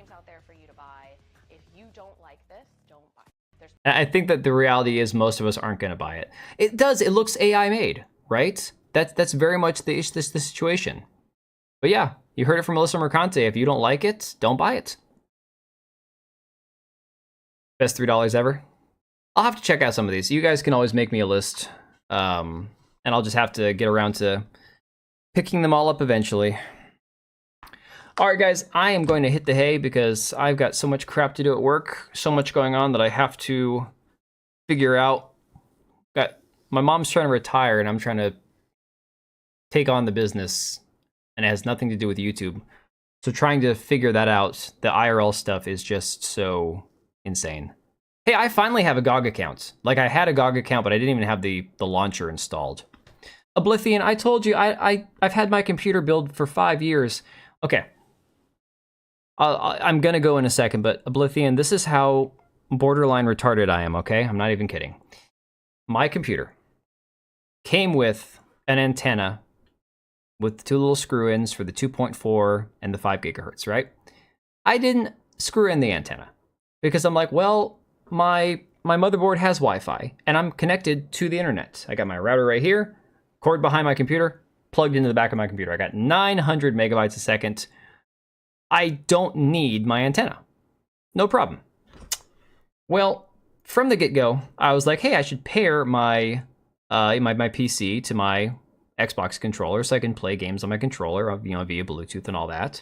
And I could never figure out why my controller it wasn't discoverable by my computer. Like, my computer could not find my controllers, ever. Then that Beitong company, that Chinese company, when my channel was actually doing okay, and I was still getting good views on my videos, they sent me a couple controllers to review. And they're Bluetooth. They're wireless. Couldn't get them to connect to my computer either. Finally, I got done rebuilding my kid's computer. So I got my wife's computer, which I built, second build. My kid's computer, which I scavenged all the parts out of the Lenovo and put into a new case and all that, bought a new graphics card, everything else. That's my third build. She's got two antenna in hers. My kids have 2 antenna in theirs. Their computers work just great, right? So I had the thought, I'm like, I wonder if it's this antenna that I never attached. Sure enough, I screwed it in the back of my computer. It's got a little magnet thing I've got to attach to the top of my case. Within minutes, I now have 3 controllers that are all connected to my computer. It's like, I'm smart enough to know how to build a computer. I'm smart enough to know how to update the BIOS and how to do all the things to make it work. But apparently I'm not smart enough to figure out if you don't have the antenna screwed in, there's nothing to create the Bluetooth signal to connect to your devices. So that was a very humbling learning experience for me, was not realizing that Bluetooth signal is also transmitted through the Wi-Fi antenna. So that was a fun moment right there. No, that's true, and I just got lazy because I've got a USB cable that I run to my controllers, and so I just use my controller via a cable. And, you know, I still have to charge my controllers somehow, so it's like I'll still need a USB cable to charge them on. But I just felt like I felt like such a moron. Like, how is it that I can repair and function, you know, and build 3 computers, but I can't connect them via Bluetooth because I'm so stupid that I didn't realize that I needed my antenna connected. You know, it just doesn't. Like I said, I'm not all there. I'm kind of retarded. IT industry, the last 30 years, you never stop learning, apparently. Now you're a farmer. Hey, dude, in my opinion, you're winning at life then. That's an upgrade. If I could get the hell out of here, get some acreage, and like work outdoors for the rest of my life, I could probably do that happily. As long as I have high-speed internet and indoor plumbing, I would probably be happier farming than this, you know? Oh yeah, dude, no, y'all should probably get to bed too. All right, guys. Appreciate you all for hanging out. Thanks for putting up with my stupidity. It's been a lot of fun. Yeah, we will try to get an indie dev stream, do some indie games again on Wednesday. I've been super lazy about that. I haven't had time. But definitely going to try and do that because I need to get back to promoting these indie games. It's personally for me, I think indie games are the direction the industry needs to go. Especially games like, you know, Kingdom Come Deliverance, that's technically an independent studio. The more indie developers we have, the better. Like Jeremy Clarkson, there you go.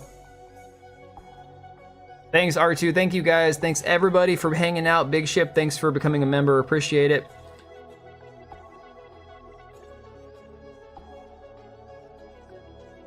Check out Hollow Body. I'll have to take a look at that one, too. You guys just have to make me a list. And one of these days when I have the ability to sit down and play video games all day, maybe when I'm like 50 and retired. No, I'll never be retired. That's never going to happen for me. All right, Tekla, Geronimo, R2, Oblivion. Who else we still got? Big Ship, Mari, Geek, Candace. Thank you guys all for hanging out. Really appreciate y'all. I will catch you guys maybe on Wednesday, and if not, then for sure on Friday.